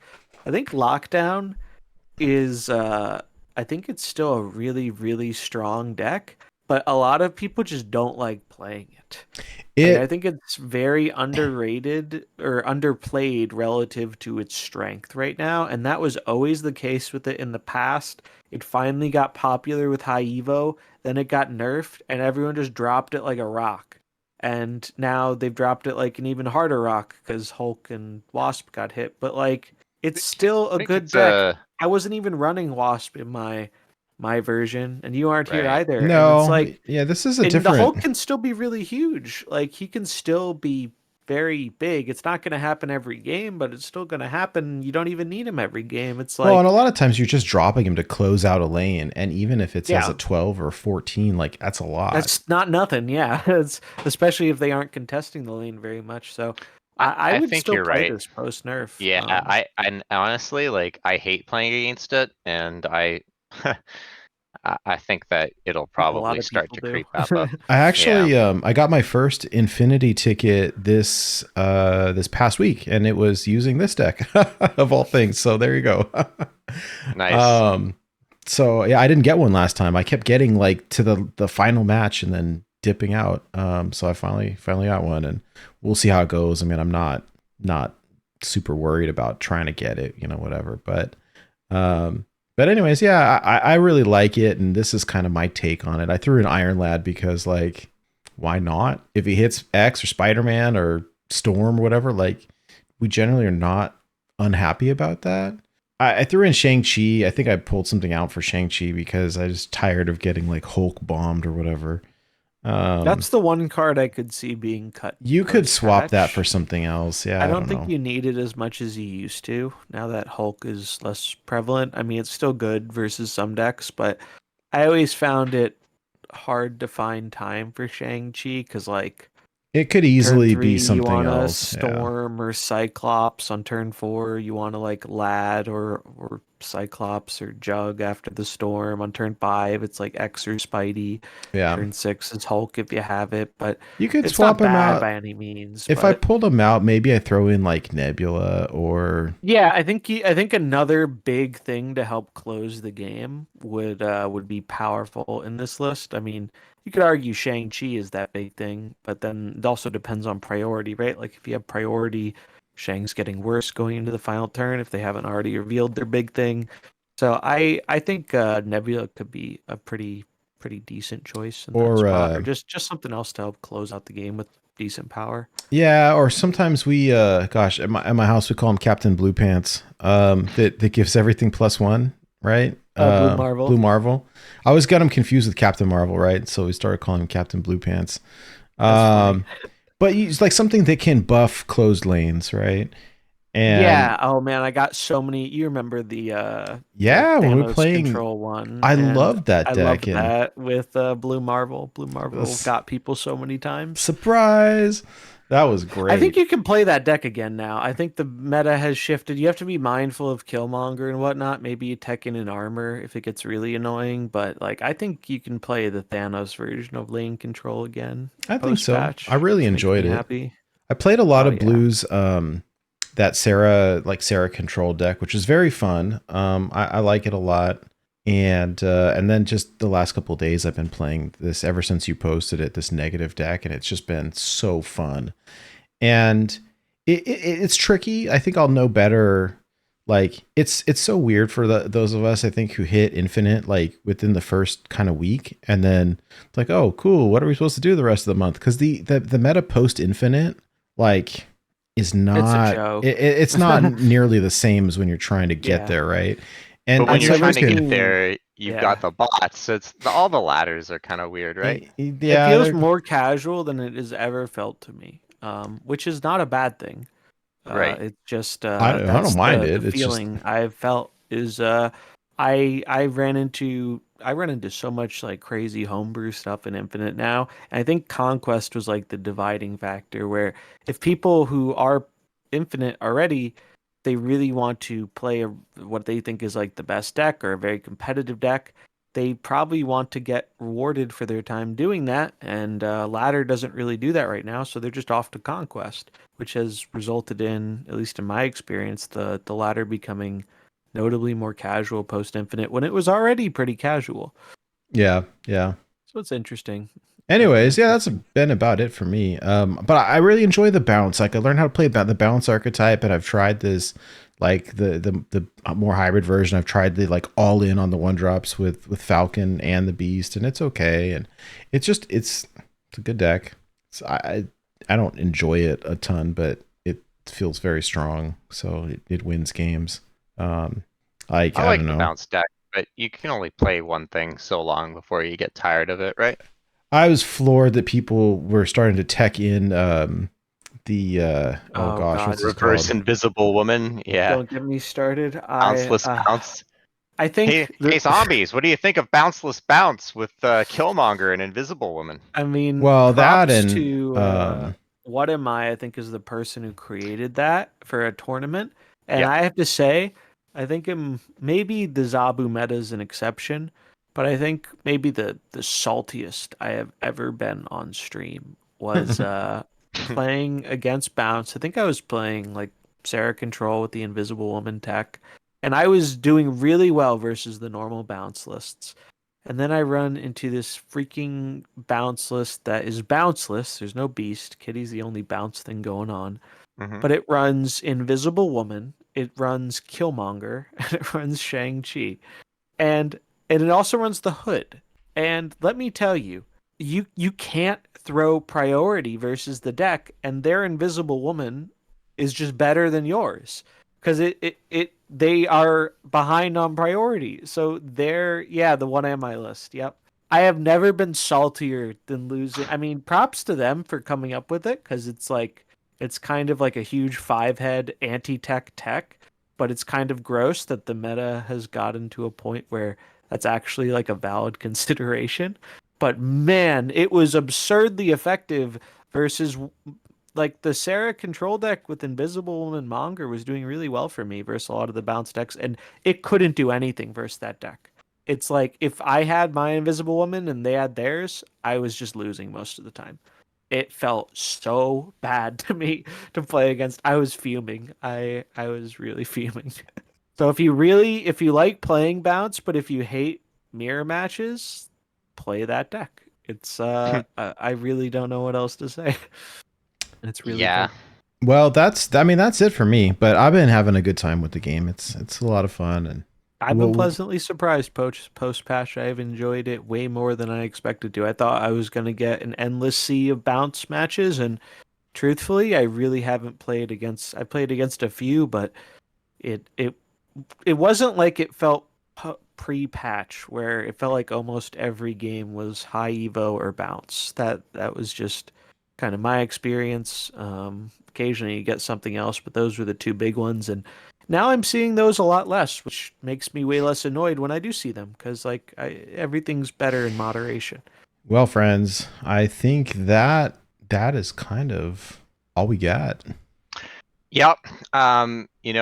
Next time we get together, we'll know what the OTA balance change is, and how that will further impact the meta's development. But that's what we've been seeing. That's what we've been playing. You'll notice that we have not been keeping it Cosmo, as none of the decks feature Cosmo.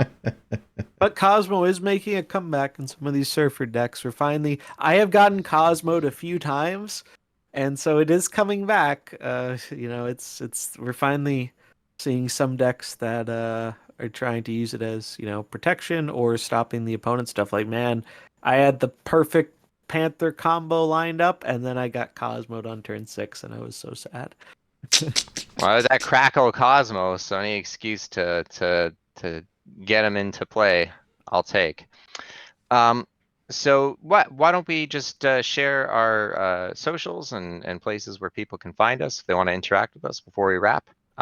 Zombies, start with you. Sure. Yeah. You can find me on Twitter, ZombiesGoNomNom. YouTube, same thing. Twitch, Zombies with a Z. Go Nom Nom, trying to stream a bit more regularly. Going on vacation for a little bit over a week at the end of the month, so I'll be away for a little bit of time, but I'm going to try and pre-record some stuff so I can still get the day one decks out for the new season pass card, what's that?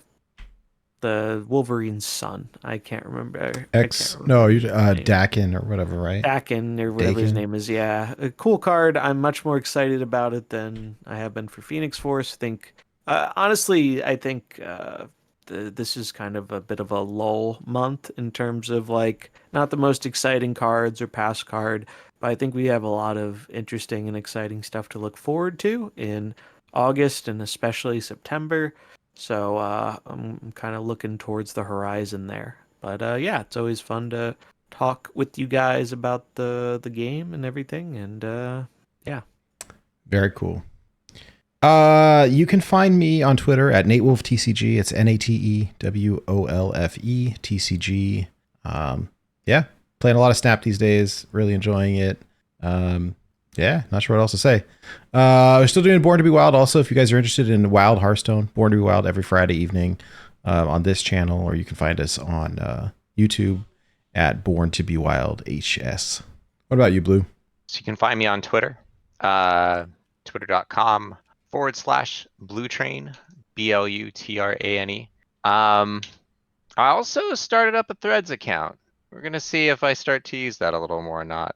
I'm really having a hard time with Twitter, but you can still interact with me there. Although, another place where you can interact with not only I, but Zombies and Nate is the Born to be Wild Discord server. So yes, Born to be Wild is a Wild Hearthstone podcast that you should be watching every Friday. The Discord also has a fairly active Snap section that you can find us in and interact with us there. So certainly encourage you to check that out. We've had some pretty good conversations with people I think we've become acquainted with through the podcast. So nice little Snap community there for you as well. Unlike our deck choices, I also encourage you all to keep it Cosmo, as we will try to do over the next 2 weeks, as I'm sure we're going to get another deluge of news and updates. But that gives us something to talk about here. You know, whether we're for or against, it's always a passionate discussion because we all enjoy the game so much. Absolutely. So with that, we'll end it there, and we'll see you in 2 weeks. Keep All it right. Cosmo. Keep it Cosmo. Enough said, bub.